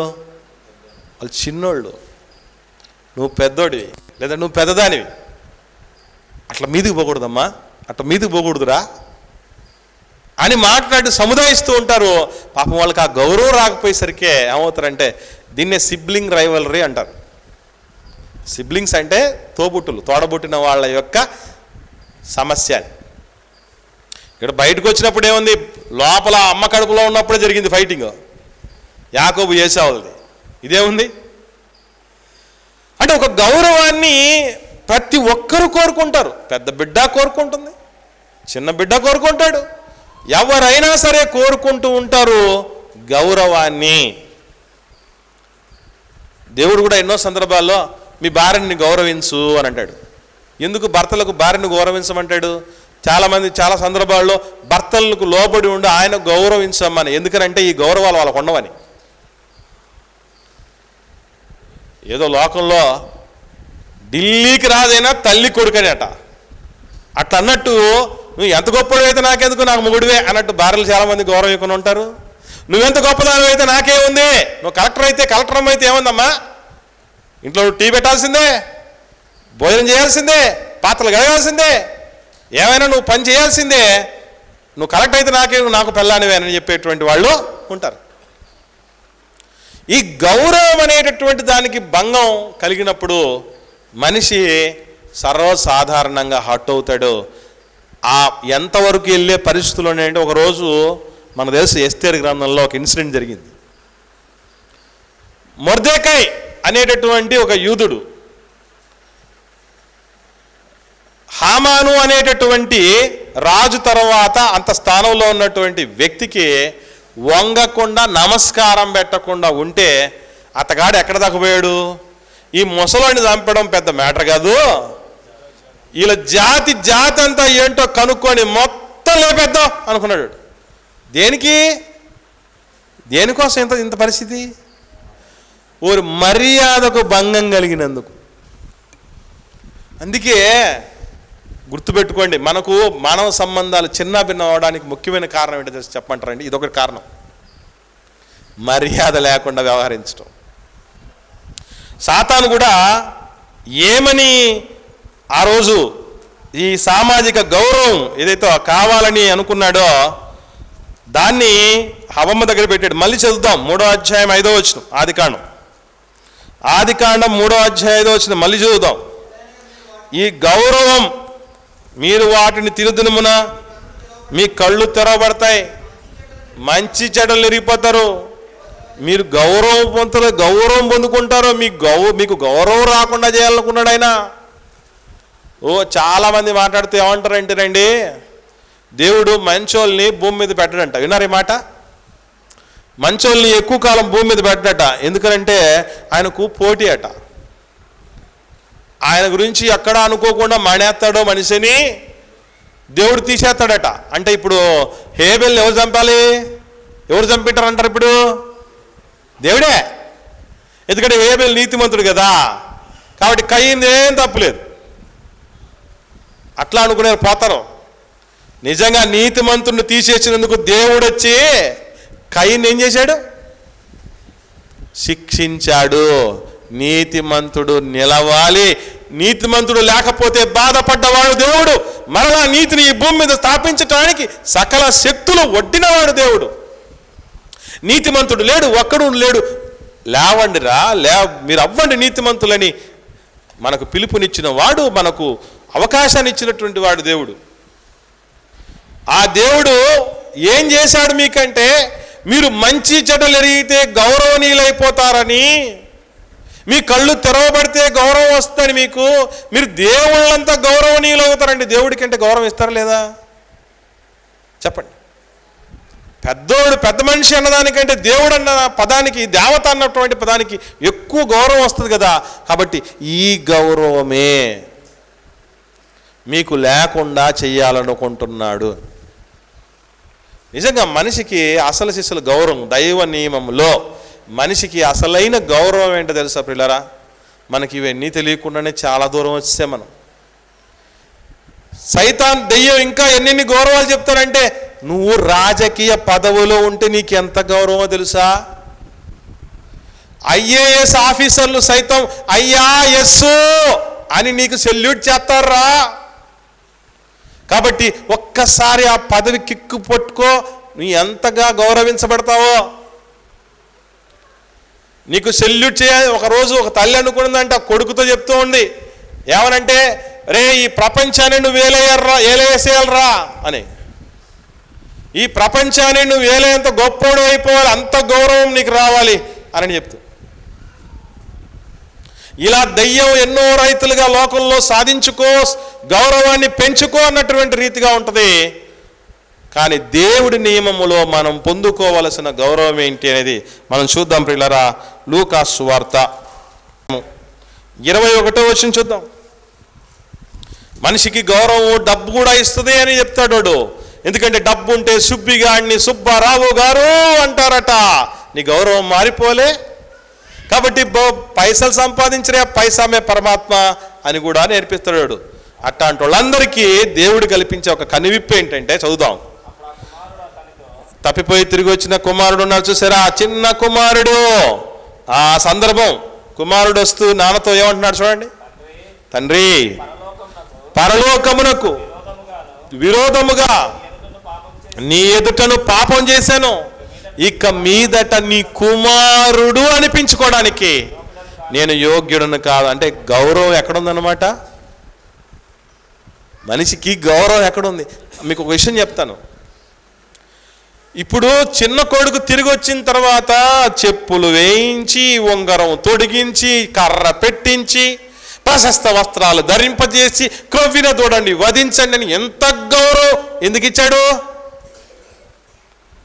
ఇంత గౌరవం నాన్న ఎందుకు ఇచ్చాడు అంటే తిరిగి కుమారుడయ్యాడు, నా కొడుకు తప్పిపోయి తిరిగి వచ్చాడు, చనిపోయి తిరిగి లేచాడు అని అంటాడు. అన్నాడే లేదా నాన్న?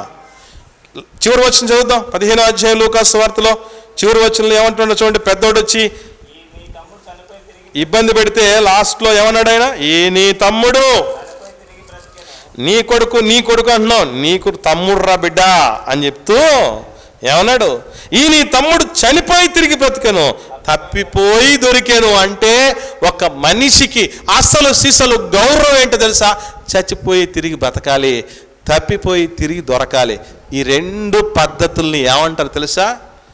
రక్షణ. బాప్తీసం తీసుకోవటం, దేవుడి రాజ్య వారసులం అవటం అని అంటారు. అంటే మనిషికి గౌరవం ఎక్కడ మొదలవుతుందో తెలుసా? తిరిగి దేవుని బిడ్డగా మారితే అది గౌరవం, గొప్పతనం అది. అందుకే అంత గొప్పవాడిగా తండ్రి స్వీకరించగలిగాడు. ఆ గౌరవాన్ని తెచ్చిపెట్టుకోండి. ఎందుకంటే ఈ ప్రపంచంలో చాలా మంది అనుకుంటూ ఉంటారు, ప్రపంచంలోనే కుబేరుడి కొడుకో కూతురు అంటే వాళ్ళకి ఇచ్చే గౌరవం వేరు. ఈ కుబేరుడు ఎంతకాలం ఉంటాడు? సాక్షాత్తు లోకాల్ని కలిగించిన సృష్టికర్తే మనకు తండ్రిగా, ఆస్తికర్తగా ఉంటాడు. అది కదా గౌరవం అంటే. ఒకరోజు మరియమ్మ తల్లితో దేవదూత వచ్చి, గబ్రియేల్ దేవదూత ఒక మాట చెప్తుంది. ఈ మాట చూసుకుందాం. ఈ రెండు విషయాల్లో ఇంతటితో ముగిద్దాం. మొదటి అధ్యాయం లూకాసు వార్త 1వ అధ్యాయం 32వ వచనాన్ని చూద్దాం. 32వ వచనంలో చెప్తున్నటువంటి మాట చూడండి. ఆయన గొప్పవాడై సర్వోన్నతుని కుమారుడు అనబడును. ఎందుకయ్యాడు ఆయన? గొప్పతనం ఎక్కడుంది? గౌరవం ఎక్కడుంది? యేసు సర్వోన్నతుడు అయిన దేవుని కుమారుడా. అంటే దేవుని కుమారుడు అన్నటువంటి ఆ క్వాలిఫికేషన్ ఉంది చూసారా?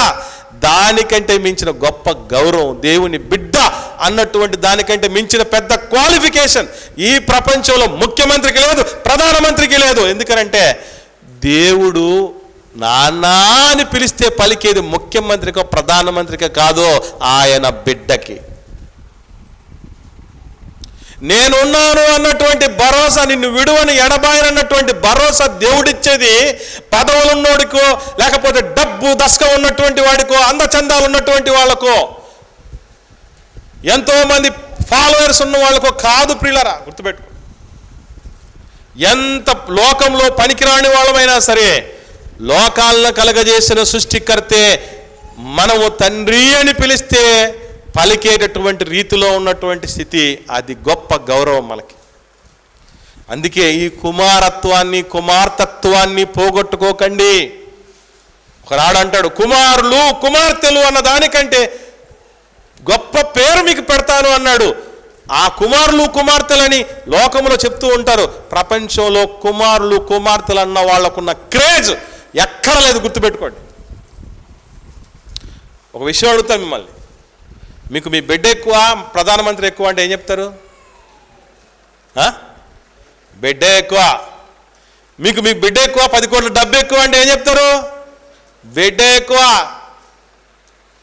బండెడు బంగారం ఎక్కువ, మీ బిడ్డ ఎక్కువ అంటే అది నల్ల బంగారం అయినా మా బిడ్డ ఎక్కువ అంటాం. ఆ క్రేజీనెస్ వేరు, కొడుకు కూతురు అనే ఆ క్రేజీనెస్ వేరు. దానికంటే గొప్పది దేవుని బిడ్డ అని పిలువబడేది. అది సాధించుకో అని దేవుడి నియమము మనల్ని పురికొల్పుతూ ఉంటుంది.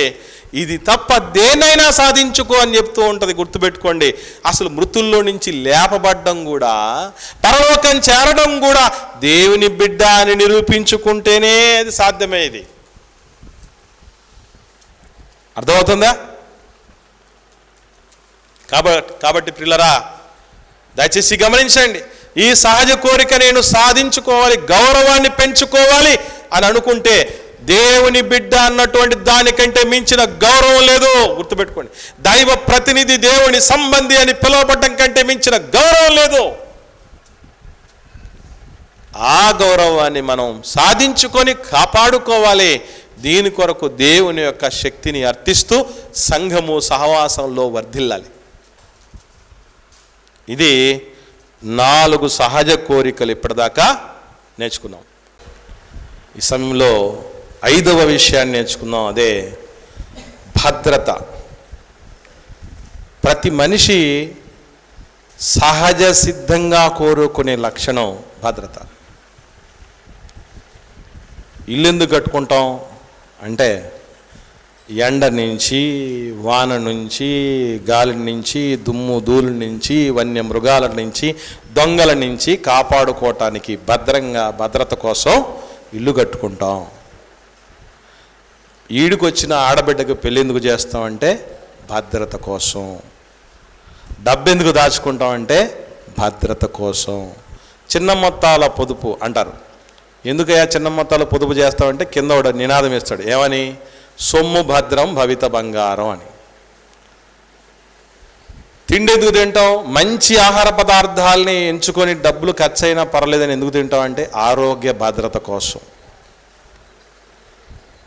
రోజు చక్కగా స్నానం చేసి సౌందర్య లేపనాలను ఎందుకు పూస్తాం దేహానికి అంటే ఆరోగ్య భద్రత కోసం, సౌందర్య భద్రత కోసం. ఇలా ప్రతిదీ కూడా సహజ సిద్ధంగా భద్రత కొరకే అన్నీ చేస్తాం. బైక్లో జర్నీ చేసేటప్పుడు చాలా చోట్ల స్పీడ్ బ్రేకర్లు ఉంటాయి. తర్వాత మనం కూడా బ్రేకులు పెట్టుకుంటాం ఏ వాహనానికైనా. తర్వాత దాంతోపాటు 4 వీలర్లో ప్రయాణం చేస్తే సీట్ బెల్టు, 2 వీలర్లో ప్రయాణం చేస్తే హెల్మెట్. ఎందుకు? భద్రత కోసం. భద్రత కోసం రకరకాలైనటువంటి జాగ్రత్తలు మనం తీసుకుంటూనే ఉంటాం. అది సర్వసాధారణంగా మనిషి భద్రత కొరకు ప్రతి ప్రయత్నం మనిషి చేస్తూనే ఉంటాడు. దెయ్యం తన నియమములో నీకు అసలైన భద్రత ఏంటి అని అంటే, ఒకనాడు మన ఆది తల్లిదండ్రులను బురుడి కొట్టించింది దీంతో. ఏమనంటే, మీరు చావని చావరు. దేవుడికి దెయ్యానికి తేడా ఏంటో తెలుసా పిల్లరా? దేవుడు చస్తాడ్రా అని చెప్పి హెచ్చరించి మనల్ని బతికిస్తాడు. దెయ్యం ఏం చేస్తాడంటే, మీరు ఎప్పటికీ చావర్రా అని చంపుతాడు. దేవుడికి దెయ్యానికి ఉన్న తేడా అదే.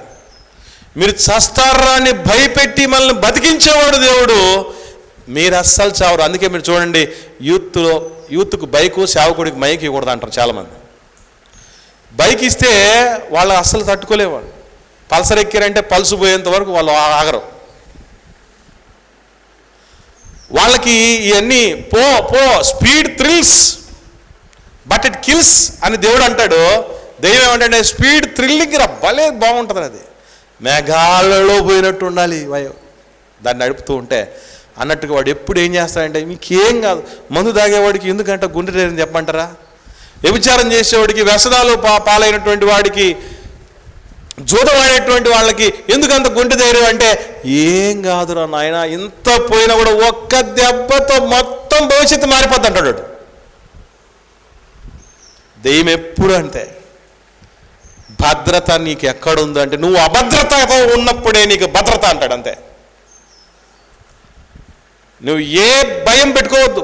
మీకేం కాదు అనేటువంటి వాళ్ళ వల్లే ప్రమాదం. గుర్తుపెట్టుకోండి. ఏమన్నా అవుద్ది, జాగ్రత్తగుండు. పెద్దోళ్ళు చెప్తూ ఉంటారు, అమ్మనాలు చెప్తూ ఉంటారు, జాగ్రత్త బిడ్డ, జాగ్రత్త అని చెప్పేవాళ్ళంటే మనకు అస్సలు ఇష్టం ఉండదు. ఏం పర్లేదు, నువ్వు ఇష్టం వచ్చేటు తిను, చూసిందల్లా పొందుకో, విన్నదల్లా నిజం అనుకో, ఎక్కడికి పోవాలంటే అక్కడికి వెళ్ళిపో, ఏం చేయాలంటే అది చేసేసుకో అని అనేవాళ్ళంటేనే ఇష్టం. ఇది భద్రత విషయమై సైతాన్ నియమం. గుర్తుపెట్టుకోండి. మీకు ఎవరైనా సరే మీకేం పర్లేదురా అని చెడ్డదాన్ని ప్రోత్సహిస్తూ ఉన్నారంటే అది సైతాన్ నియమంలో ఉన్న వాళ్ళు అనే మర్చిపోకండి. మీటింగ్స్కి ఏం పోవాల్సిన పని లేదు. ఇది కాకపోతే ఇంకొకటి, వీళ్ళు కాకపోతే ఇంకొకరు. దేవుడి మాటలు వినాల్సిన పనే ఉంది. మనకి ఇప్పుడేం అందుబాటులో లేవా? ఎక్కడికి పోవన్నీ అన్నీ జాగ్రత్తగా వాళ్ళు అప్లోడ్ చేస్తారు. మనం ఎప్పుడైనా ఇష్టమైతే చూద్దాం, లేకుంటే లేదు. భద్రతను నిజంగా ఎంత రెక్లెస్గా తయారు చేస్తాడంటే దెయ్యం, సాతాన్ నియమం అది. దేవుడు భద్రత అనేది ఎక్కడుందని చెప్పాడు తెలుసా?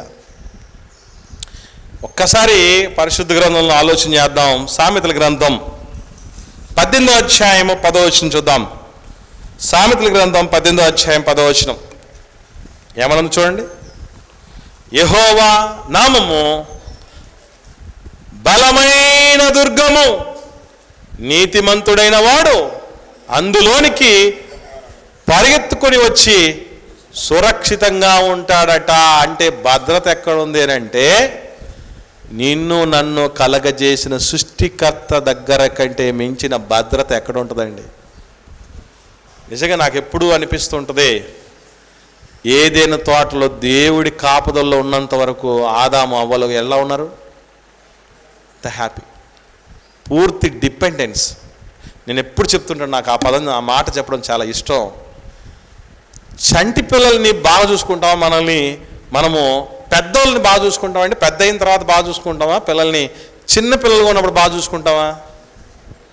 ఎందుకు చూసుకుంటాం చిన్నపిల్లలుగా ఉన్నప్పుడే?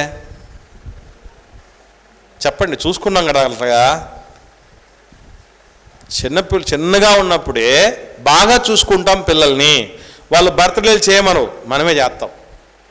వాళ్ళు కేక్ కోయించమను, మనమే కోయిస్తాం. డెకరేషన్ చేయమని అడగలేరు వాళ్ళు, మనమే చేయిస్తాం. మంచి భోజనాలు పెట్టించమని అడగరు, మనమే పెట్టిస్తాం. ఫోటోలు తీపించమని అడగరు, మనమే తీస్తాం. ఉంగరం పెట్టండి అని అడగరు, మనమే పెడతాం. అన్నీ మనమే ఎంత చక్కగా చేస్తాం. చలికాలం వస్తుంది, నానా తల్లి చలికాలం వస్తుంది, స్వెటర్ తీసి పెట్టి నీకు దండం పెడతానని పిల్లలు అడగరు.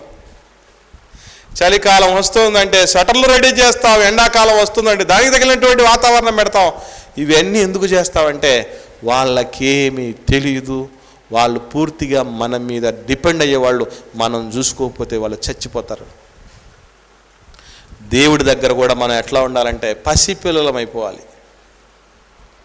మాది ఏముంది నాయన, మా జీవం చాలా చిన్నది, మా బ్రతుకు చాలా కష్టమైంది, మా శక్తి, మా సామర్థ్యం, మా బలం ఇవన్నీ ఏమీ కాదు నాయన, నువ్వే చూసుకో అనే పరిస్థితిలోకి ఎవడు వెళ్తాడో వాళ్ళు బాగుంటారండి. అదే చెప్తున్నాడు ఇక్కడ. నీకు భద్రత, మనకు భద్రత ఎక్కడుందట? చాలామంది అనుకుంటూ ఉంటారు, ఎల్ఐసి చేసాం మేము, ఎల్ఐసి చేసాం, అదే పెద్ద భద్రత. ఎందుకంటే దాని సింబల్ ఎట్లా ఉంటుంది? దీపం మధ్యలో ఉంటుంది. దీపంకి అటువైపు ఇటువైపు చెయ్యి ఉంటుంది. అంటే ఆ దీపం నేనే అనుకుంటాం. ఏమండి, అసలు ఎల్ఐసి చేస్తే నీకు రాదు ఆ క్లెయిమ్ అంతా. ఇన్సూరెన్స్ క్లెయిమ్ ఎవరికి వస్తుంది? నేను చేస్తే మా వాళ్ళకి వస్తుంది, నాకు రాదు. కానీ ఇక్కడ భద్రత ఎవరికి వస్తుంది తెలుసా? ఎవరు చేసుకుంటే వాళ్ళకి వస్తుంది. మీ జీవము దేవునితో పాటు క్రీస్తు యందు దాచబడి ఉన్నది, అది భద్రత. అంటే దేవుడి దగ్గరికి తప్ప ఎక్కడెక్కడికో మనిషిని తిరిగేటట్టు చేస్తుంది దెయ్యం. వాడి మాటలు నమ్మకండి. నువ్వు భద్రంగా ఉండాలంటే వైద్యశాస్త్రం బాగా వృద్ధి చెందాలని కొందరిని అటువైపు మళ్ళించింది. నువ్వు భద్రంగా ఉండాలంటే చట్టసభల్లోకి వెళ్ళాల్సిందేనని కొంతమంది చట్టసభల్లోకి పంపించేసింది.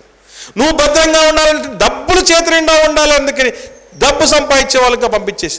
నువ్వు భద్రంగా ఉండాలంటే నీకు బలగం ఎక్కువ ఉండాలి, ఈ ఊర్లో నీకంటే మించినటువంటి జనాలు ఎవరు ఉండకూడదు అని చెప్పేసి చాలామందిని ఆ పనులు పంపించేసి.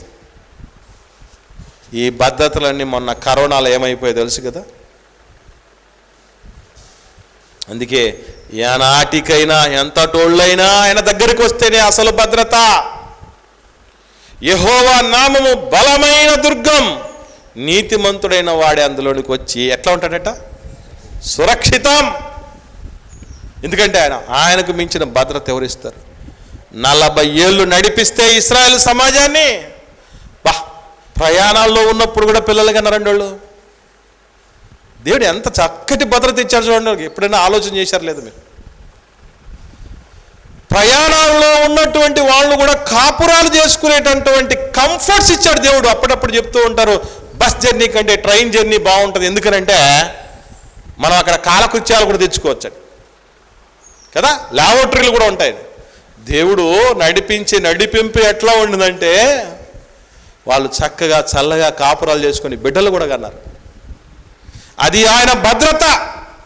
దేవుడి భద్రత అంటే ఎట్లా ఉంటుంది? ఆ భద్రత దగ్గరికి రానియకుండా మానవుణ్ణి చేయటమే సైతాన్ యొక్క లక్ష్యం. అందుకే ఎక్కడెక్కడో తిరుగుతూ ఉంటాడు కానీ మనిషి దేవుడి దగ్గరికి మాత్రం రాడు.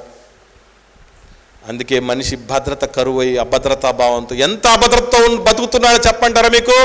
ప్రశాంతంగా ఒక 10 నిమిషాలు నవ్వితే మీకే డౌట్ వస్తుంది, రేపెవడో ఒకటి తంతారా మనల్ని. 10 నిమిషాలు నవ్వారంటే అమ్మో ఇంతగా నవ్వేస్తున్నాను, రేపు ఎవరి చేతులు దెబ్బలు రాస్తున్నాయి నాకు అనుకుంటారు. ఎంత అభద్రత! ఇలాంటి వాటిలో బతుకుతున్నటువంటి వాళ్లకు దేవుడిచ్చిన భద్రత వైపు తీసుకురాలేదు దైవ నియమం. ఆఖరిది ఉంది, దైవ ఆసక్తి. దేవుడి మీద మానవులకి నిజంగా భూమి మీద ఎంత టెక్నాలజీ పెరిగినా, ఎంత సైన్స్ పెరిగినా, ఎంత క్రిటికల్ మైండ్ సెట్ అంటే మనిషి హేతువాదం అంటారు చూసారా, హేతువాదం పెరిగిన, నాస్తికత్వం పెరిగిన, దేవుడంటే ఆసక్తి సహజ సిద్ధంగా ఉంటుంది. తెలియకుండానే ఒకనాడు ఏనాడైనా ఎప్పుడో ఒకసారి ఏం చేస్తారంటే అబద్ధం చెబితే కళ్ళు పోతాయి అంటారు. విన్నారే మాట? ఎవరు తీసేస్తారని?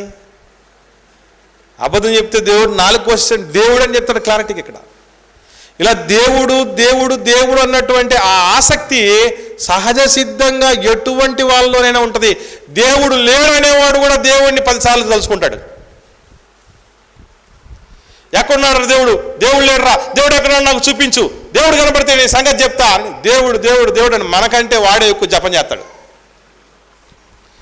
అట్లా దైవాసక్తి అనేటటువంటిది సర్వసాధారణంగా ఉంటుంది. కానీ దయ్యం నియమంలో దైవాసక్తి విషయంలో వాడు ఏమంటాడంటే, నువ్వు దేవుడి దగ్గరికి రావాలంటే ఎప్పుడు రావాలి? రిటైర్మెంట్ అయిన తర్వాత నిన్ను మీ ఆవిడ కానీ, లేదంటే మీ ఆయన కానీ, మీ కొడుకులు కానీ, కూతుర్లు కానీ ఎవ్వరు పట్టించుకోకుండా గవర్నమెంట్ కూడా నువ్వు వద్దురా బాబు, నీ సేవలు వేస్ట్గా, నువ్వు చేయలేవు, నువ్వు మాకు పనికిరావు అని పంపించిన తర్వాత దిక్కుమొక్కు లేని ఏ దారి లేనివాడికి గోదారి అన్నట్టు అప్పుడు రా దేవుడి దగ్గరికి. మరి ఈలోపు పెళ్ళయ్యే లోపు చదువు ఉంది, ఉద్యోగం ఉంది, పెళ్ళైన తర్వాత భార్య ఉంది, బిడ్డలు ఉన్నారు, మళ్ళీ వాళ్ళ యొక్క పెద్ద చేసేది ఉంది, వాళ్ళకి పెళ్లి చేసేది ఉంది, వాళ్ళ మనవల్ని మనవరాల్ని నువ్వు ఎత్తుకొని లాలించి పాలించి 1-2 నీ మీద వేసుకొని ఇన్ని చేసి అయిపోయిన తర్వాత అప్పుడు రా. అది కదా సేవ అంటే. దయ్యం ఎప్పుడు కూడా, అందుకే మీరు చూడండి, వయసులో ఉన్నోళ్ళు బైబిల్ పట్టుకొని పోవడానికి పబ్లిక్గా భయపడతారు, సంకోచిస్తారు. ఎందుకు? ఏమని అనిపిస్తుంది తెలుసా పక్కోళ్ళ చేత? ఒరే నీకు అప్పుడే ఏం పోయే కాలం వచ్చింది, ఇంత ఈ వయసులో బాగా చదువుకొని ఉద్యోగం తెచ్చుకొని పిల్లలతో మంచి ఇల్లు చూసుకొని చక్కగా ఉండకుండా ఏం పోయే కాలం ఇది చెప్తారు. అప్పుడే వచ్చేసింది వైరాగ్యం నీకు. అంటే భక్తి అంటే వైరాగ్యమేనా? గొప్ప మేధస్సు కలిగినటువంటి మేధావులు చేసే పని అది భక్తి చేయటం అంటే. పనికిరాళ్ళలో చేతగానంలో చావదచ్చిన వాళ్ళు చేసేది కాదు అది. తెలుసుకోవాలి మనిషి. దైవాసక్తి విషయంలో దయ్యం ఎప్పుడు కూడా నీకిప్పుడే ఎందుకు, నీకిప్పుడే ఎందుకు, నీకిప్పుడే ఎందుకు, అక్కడికి వెళ్తే నీకేమొస్తుంది అసలు? ఎప్పుడు చూసినా నువ్వు తప్పు చేస్తున్నావు, నువ్వు తప్పు చేస్తున్నావు, నువ్వు తప్పు చేస్తున్నావు అని చెప్తాడు. వయసులో ఉన్నప్పుడు చేయకపోతే తప్పులు ఎప్పుడు చేస్తావు మరి? నువ్వు అంతా పొంగు ఉన్నప్పుడే చేసుకోకపోతే ఇప్పుడు ఇంకెప్పుడు చేస్తావు? ముసలోడు అయితే చేస్తావు మరి? ముసలిదారు అయితే ఇంకేం చేస్తావు చెప్పు? తప్పన్నాక జరుగుతుందంటే మానవులని దేవుడి దగ్గరికి రానియకుండా దయ్యం అనేక రీతులుగా ఏం చేస్తుందంటే దైవాసక్తి కలిగి ఉండు తప్పల్లా. కాకపోతే ఇంత పిచ్చి ఉండకూడదు నాయన. అప్పుడప్పుడు కొందరు చెప్తూ ఉంటారు చూసారా, చర్చికి పో, ఆదివారం ఒకసారి పో, ఎవరు కాదన్నారు, ఏదో విన్నట్టు ఉండు, ఈ చెవులో విని ఆ చెవులో వదిలేసాయి, తోచింది అక్కడ పడే, పాస్టర్ గారు ఆశీర్వాదిస్తావు, ఇంటికి వెళ్ళిపో, మళ్ళీ లోకం నీకోసం ఇంత విశాల ప్రపంచాన్ని వదిలేసి దేవుడి దగ్గర పెద్ద ఆప్షన్స్ ఏమి ఉండవు. చాలామందికి మీకు తెలుసో తెలీదో, క్రైస్తవ్యాన్ని ప్రాక్టీస్ చేయడానికి అంటే క్రైస్తవ్యాన్ని స్వీకరించడానికి చాలామందికి ఇష్టం లేదట. ఎందుకనంటే విచిత్రమైన కారణాలు చెప్పారు. నాకు షాక్ అనిపించింది. ఎవరంటే మీ దగ్గర పండగలు తక్కువ, క్రైస్తవంలో పండగలు తక్కువ, అందులో మరలా రేపు క్రిస్మస్ సాంగ్ రిలీజ్ చేస్తున్నాం 31వ పాట, అన్ని కడప బాంబులే. ఆ సాకి కానీ పల్లవి కానీ చరణాలు కానీ మొత్తం బాంబులేవి, బ్లాస్ట్ అయిపోతారు అంతే. దేవుడు కోరుకున్నటువంటి రీతిగా క్రిస్మస్ చేసేటువంటి వాళ్ళు, దేవుడు కోరిన రీతిగా క్రిస్మస్ చేసేటటువంటి వాళ్ళందరికీ గొడ్డలు పెట్టి ఆ పాటలు. అంటే ఇట్లాంటివన్నీ ఎన్ని రీతులుగా దేవుడి దగ్గరికి రానికుండా చేస్తారంటే అసలు క్రైస్తవ్యంలో పచ్చం ఉంటుంది, ఆ పచ్చం మనం భరించలేము. ఒకవేళ ఏమన్నా ఉంటే వయసు అయిపోయిన తర్వాత ఎట్టాగా పత్తి ఉండాలి కదా, అప్పుడు పో దేవుడి దగ్గరికి. పండగలు తక్కువే. ఎన్ని పండుగలు ఉన్నాయి క్రైస్తవానికి చెప్పండి? క్రిస్మస్, రెండోది ఈస్టరు, మరి మూడోది అంటే అది శ్రమల పండుగ, ఏడుపు పండుగ, అది గుడ్ ఫ్రైడే, అది లెక్కలో లేదు అది. అప్పుడు ఏడుపు రాకపోతే ఏడపమంటారు, ఏడవకపోతే బాగోదు, పక్కలు ఏడుతుంటారు, ఇటువైపు ముందుండలు ఏడుతుంటారు.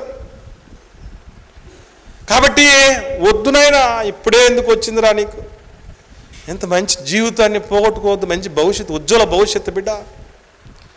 అలా సాతాను నీవు ఏం చేస్తూ ఉంటుందంటే, నువ్వు వెళ్ళినా పర్లేదు, లైట్ తీసుకో, నీ ఫ్యామిలీని సీరియస్గా తీసుకో, నీ భవిష్యత్తుని, నీ కెరియర్ని సీరియస్గా తీసుకో. దైవ నియమం ఏమని తెలుసా? మనం చదివాం చాలాసార్లు. ప్రసంగి గ్రంథం 12వ అధ్యాయము ప్రారంభ వచనంలో ఏమనుంది? నీ బాల్య దినముల యందే. దేవుడు అక్కడ ఒక మాట చెప్పాడు, ఏమండి? ఇప్పుడు వీటి యందు నాకు సంతోషము లేదని చెప్పే దినాలు రాకమునిపే. సంతోషమే లేకుండా ఉండే రోజులు ఎప్పుడు వస్తాయి? మొసలితనం వచ్చినప్పుడు, కాటి కాలు దాచుకున్నప్పుడు వస్తాయి. అందుకే చూడండి, మీరు ఎవ్వా బైబిల్ చదవవా నువ్వు అంటే అవ్వని అడిగితే ఏమంటుందండి? నాది ఏముందిలే నాయన, రేపో మాపో పోయేదాన్ని. ఎవ్వా తిండి తినవా అని అడగండి, నాది ఏముందిలే నాయన, రేపో మాపో పోయేదాన్ని అందో. ఇంతసేపు చెప్తున్నావు, ఎప్పుడు ఇస్తారా గిన్నెలు అన్నా అంటది. దేవుడు చెప్తున్నాడు, ఈ దినాల యందు నాకు సంతోషము లేదనే రోజులు రాకమునుపే నీ బాల్య దినాల్లోనే నీ సృష్టికర్తను స్మరణకు తెచ్చుకో. అంటే దైవాశక్తి ఎక్కడి నుంచి ఉండాలట? నిజంగా అట్లా ఉంటే అట్లుంటే తెలుసండి బతుకు. ఒక్క వ్యక్తిని మీ ముందు పెట్టి నేను ముగించేస్తాను. ఆయన ఎవరో కాదు, తిమోతి గారు పరిస్థితి ఏంటంటే, వాళ్ళ నాన్నేమో గ్రీసు దేశస్థుడు, అమ్మేమో యూదురాలు. ఇద్దరికి పరస్పర విరుద్ధమైన లక్షణాలు గుర్తుపెట్టుకోండి. అమ్మ ఉత్తర ధ్రువం, నాయన దక్షిణ ధ్రువం. నాన్న తూర్పు, అమ్మ పడమర. యూదులు సూచక్రియలు అడుగుతారు, గ్రీసు దేశస్థులు జ్ఞానాన్ని వెతుకుతారు. సూచక్రియల్లో జ్ఞానం అనే దానికి చోటు ఉండదు, జ్ఞానము దగ్గర సూచక్రియలకు చోటు ఉండదు. ఇట్లాంటి వాళ్ళు భార్యాభర్తలు అయ్యారు. ఇలాంటి కీసులాటలు అంటే పూర్తి వ్యతిరేకమైనటువంటి సిద్ధాంతాలు కలిగినటువంటి ఇద్దరు తల్లిదండ్రులకు పుట్టినటువంటి బిడ్డ భక్తుడు అవ్వాలంటే అక్కడ ఉన్నటువంటి వాళ్ళందరి చేత మంచి సాక్ష్యం పొందినట్టు అపోస్తలుల కార్యాలు 16వ అధ్యాయం ప్రారంభంలో కనబడుతుంది ఆ మాట. అపోస్తలుల కార్యాలు 16వ అధ్యాయం ప్రారంభంలో వాళ్ళందరి దగ్గర మంచి పేరు పొందినవాడట తిమోతి. అంత గొప్ప స్థాయికి ఎందుకు ఎదగలిగాడు? పౌలు గారి పరిచర్యలో పట్టబడి, పౌలు గారికి కుమారుడు, ఆత్మీయ కుమారుడుగా ఉన్నటువంటి వ్యక్తి, ఆయనతో పాటు పుస్తకాలను రాసి ఆయనలాగే దైవజనుడిగా మారి, దైవజనుడా నీవైతే అని దైవజనుడిగా పిలిపించబడినటువంటి గొప్ప వ్యక్తి తిమోతి గారు యేసుక్రీస్తు కార్యాలను చూడడంలో అగ్రగణ్యుడిగా నిలిచినటువంటి వాడు. పౌలు గారితో పాటు సహదాసుడుగా ఉండి ఎన్నో రీతులుగా ఎన్నో ఆత్మలు రక్షించి ఎన్నో సంఘాలను కట్టినటువంటి వాడు తిమోతి. అలాంటి గొప్ప స్థితిలోనికి తిమోతి వెళ్ళడానికి ముఖ్యమైన కారణం ఒకటే. ఈ మాట చూసుకొని ముగించుకుందాం. తిమోతి గారికి రాసిన 2వ పత్రిక 3వ అధ్యాయం 14వ వచనం చూద్దాం. అపోస్తలుడైనటువంటి పౌలు గారు తిమోతి గారికి రాసిన 2వ పత్రిక 3వ అధ్యాయం 14వ వచనం. క్రీస్తు యేసునందు ఉంచవలసిన విశ్వాసము ద్వారా రక్షణార్థమైన జ్ఞానము నీకు కలిగించుటకు శక్తిగల పరిశుద్ధ లేఖనములను బాల్యము నుండి నీవెరుగుదువు. దైవాసక్తి ఎప్పటి నుంచి ఉండట తిమోతికి? బాల్యము నుంచి ఉండట. అలా ఉంది కనుకనే తిమోతి ఏమైపోయాడంటే చరితార్థమైనటువంటి స్థితిలోనికి వెళ్ళిపోయాడు. 2 పరస్పర విరుద్ధమైనటువంటి విశ్వాసాలు కలిగినటువంటి అమ్మానాలకు పుట్టినవాడైనా సరే విజయము సాధించవచ్చు, గొప్పవాళ్ళు అయిపోవచ్చు, దైవజనులు అవ్వచ్చు, ఆత్మరక్షకులుగా మారచ్చు అని అనేకుల జీవితాలను వెలిగించొచ్చని నిరూపించడం జరిగింది తిమోతి. అది దేని వల్ల అంటే బాల్యము నుండి దైవాసక్తిలో పెరగడం వల్ల. ఏ వయసులో జరగాల్సిన ముచ్చట ఆ వయసులో జరగాలి అంటాడు మనిషి. దేవుడు అంటాడు బాల్యము నుండే నీకు ఆ ముచ్చట నీకు తెలియాలని. దావీదంత గొప్పవాడు ఎందుకంటే తెలుసా? నా తల్లి దగ్గర నేను స్తన్యపానము చేస్తుండగానే నీ మీద నాకు నమ్మకం పుట్టించావు అంటాడు. అమ్మ పుట్టించింది నమ్మకం. చిన్నప్పటి నుంచి ఉగ్గుపాలతో దేవుడి గురించినటువంటి సత్యాలను వాస్తవాలను దేవుడి మీద ఆనుకునే జీవితాలని నేర్పించింది దావీదు గారి తల్లి. అందుకే అంత మహనీయుడైనాడన. కాబట్టి దైవాసక్తి ఎప్పటి నుంచి ఉండాలి అంటే ఇప్పటికే నాకు లేటు. నేను 19 ఏళ్ల వయసు నిండిన తర్వాత దేవుడిని తెలుసుకున్నాను. నాకు అప్పటి నుంచి ఇప్పటికీ ఒకటే వెలితి, 19 ఏళ్ళు ఎంత వేస్ట్ చేసుకున్నానని. ఈ అనుజనులుగా ఉన్నటువంటి అమ్మనాలను పుట్టకుండా దేవుడిలో నికార్సుగా నిజంగా చక్కగా బతుకుతున్నటువంటి విశ్వాసుల కుటుంబంలో పుట్టునుంటే ఇంకా నేను ఎంత బాగుండేవాడిని నాకు భయం, నాకు ఆ వెలితి ఉంటుంది. మనం కూడా ఇప్పటికీ ఎన్నిసార్లు ఎన్ని రీతులుగా దేవుడికి దూరం అయిపోయాం ప్రిల్లరా. ఏమండి, ఈ పరిశుద్ధ గ్రంథంలో రాయబడిన విషయాలు ఏంటో తెలుసా? అద్భుతమైన మెలకువల పుస్తకం అండి ఇది. ప్రపంచము సమస్యలతో ప్రశ్నలతో సతమతమవుతూ ఉంటే ఇది జవాబుల పుస్తకం. అది నీకు నాకు సంబంధించిన, బయటికి మాత్రం పరిశుద్ధ గ్రంథం అని రాయబడి ఉంటుంది. కానీ మానవ మనోవికాస గ్రంథం, మానవుని యొక్క అద్వితీయ విజయాలకు చిరునామాగా ఉన్న ఒకే ఒక గ్రంథం పరిశుద్ధ గ్రంథం.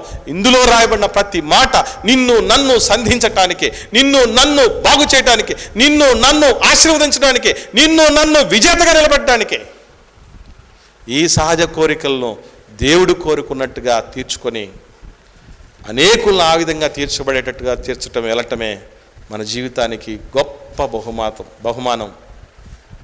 పరలోకపు ప్రయాణంలో మనం అలవర్చుకోవాల్సిన లక్షణాలు: మొదటిది ఆకలి దప్పులు, రెండవది లైంగికపరమైన కోరికలు, మూడవది సాధించటం, నాలుగవది సామాజిక గౌరవం, ఐదవది భద్రత, ఆరవది దైవాసక్తి.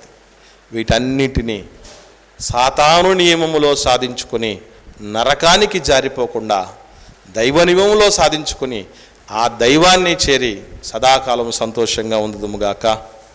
ఆమేన్. ప్రార్థిద్దాం.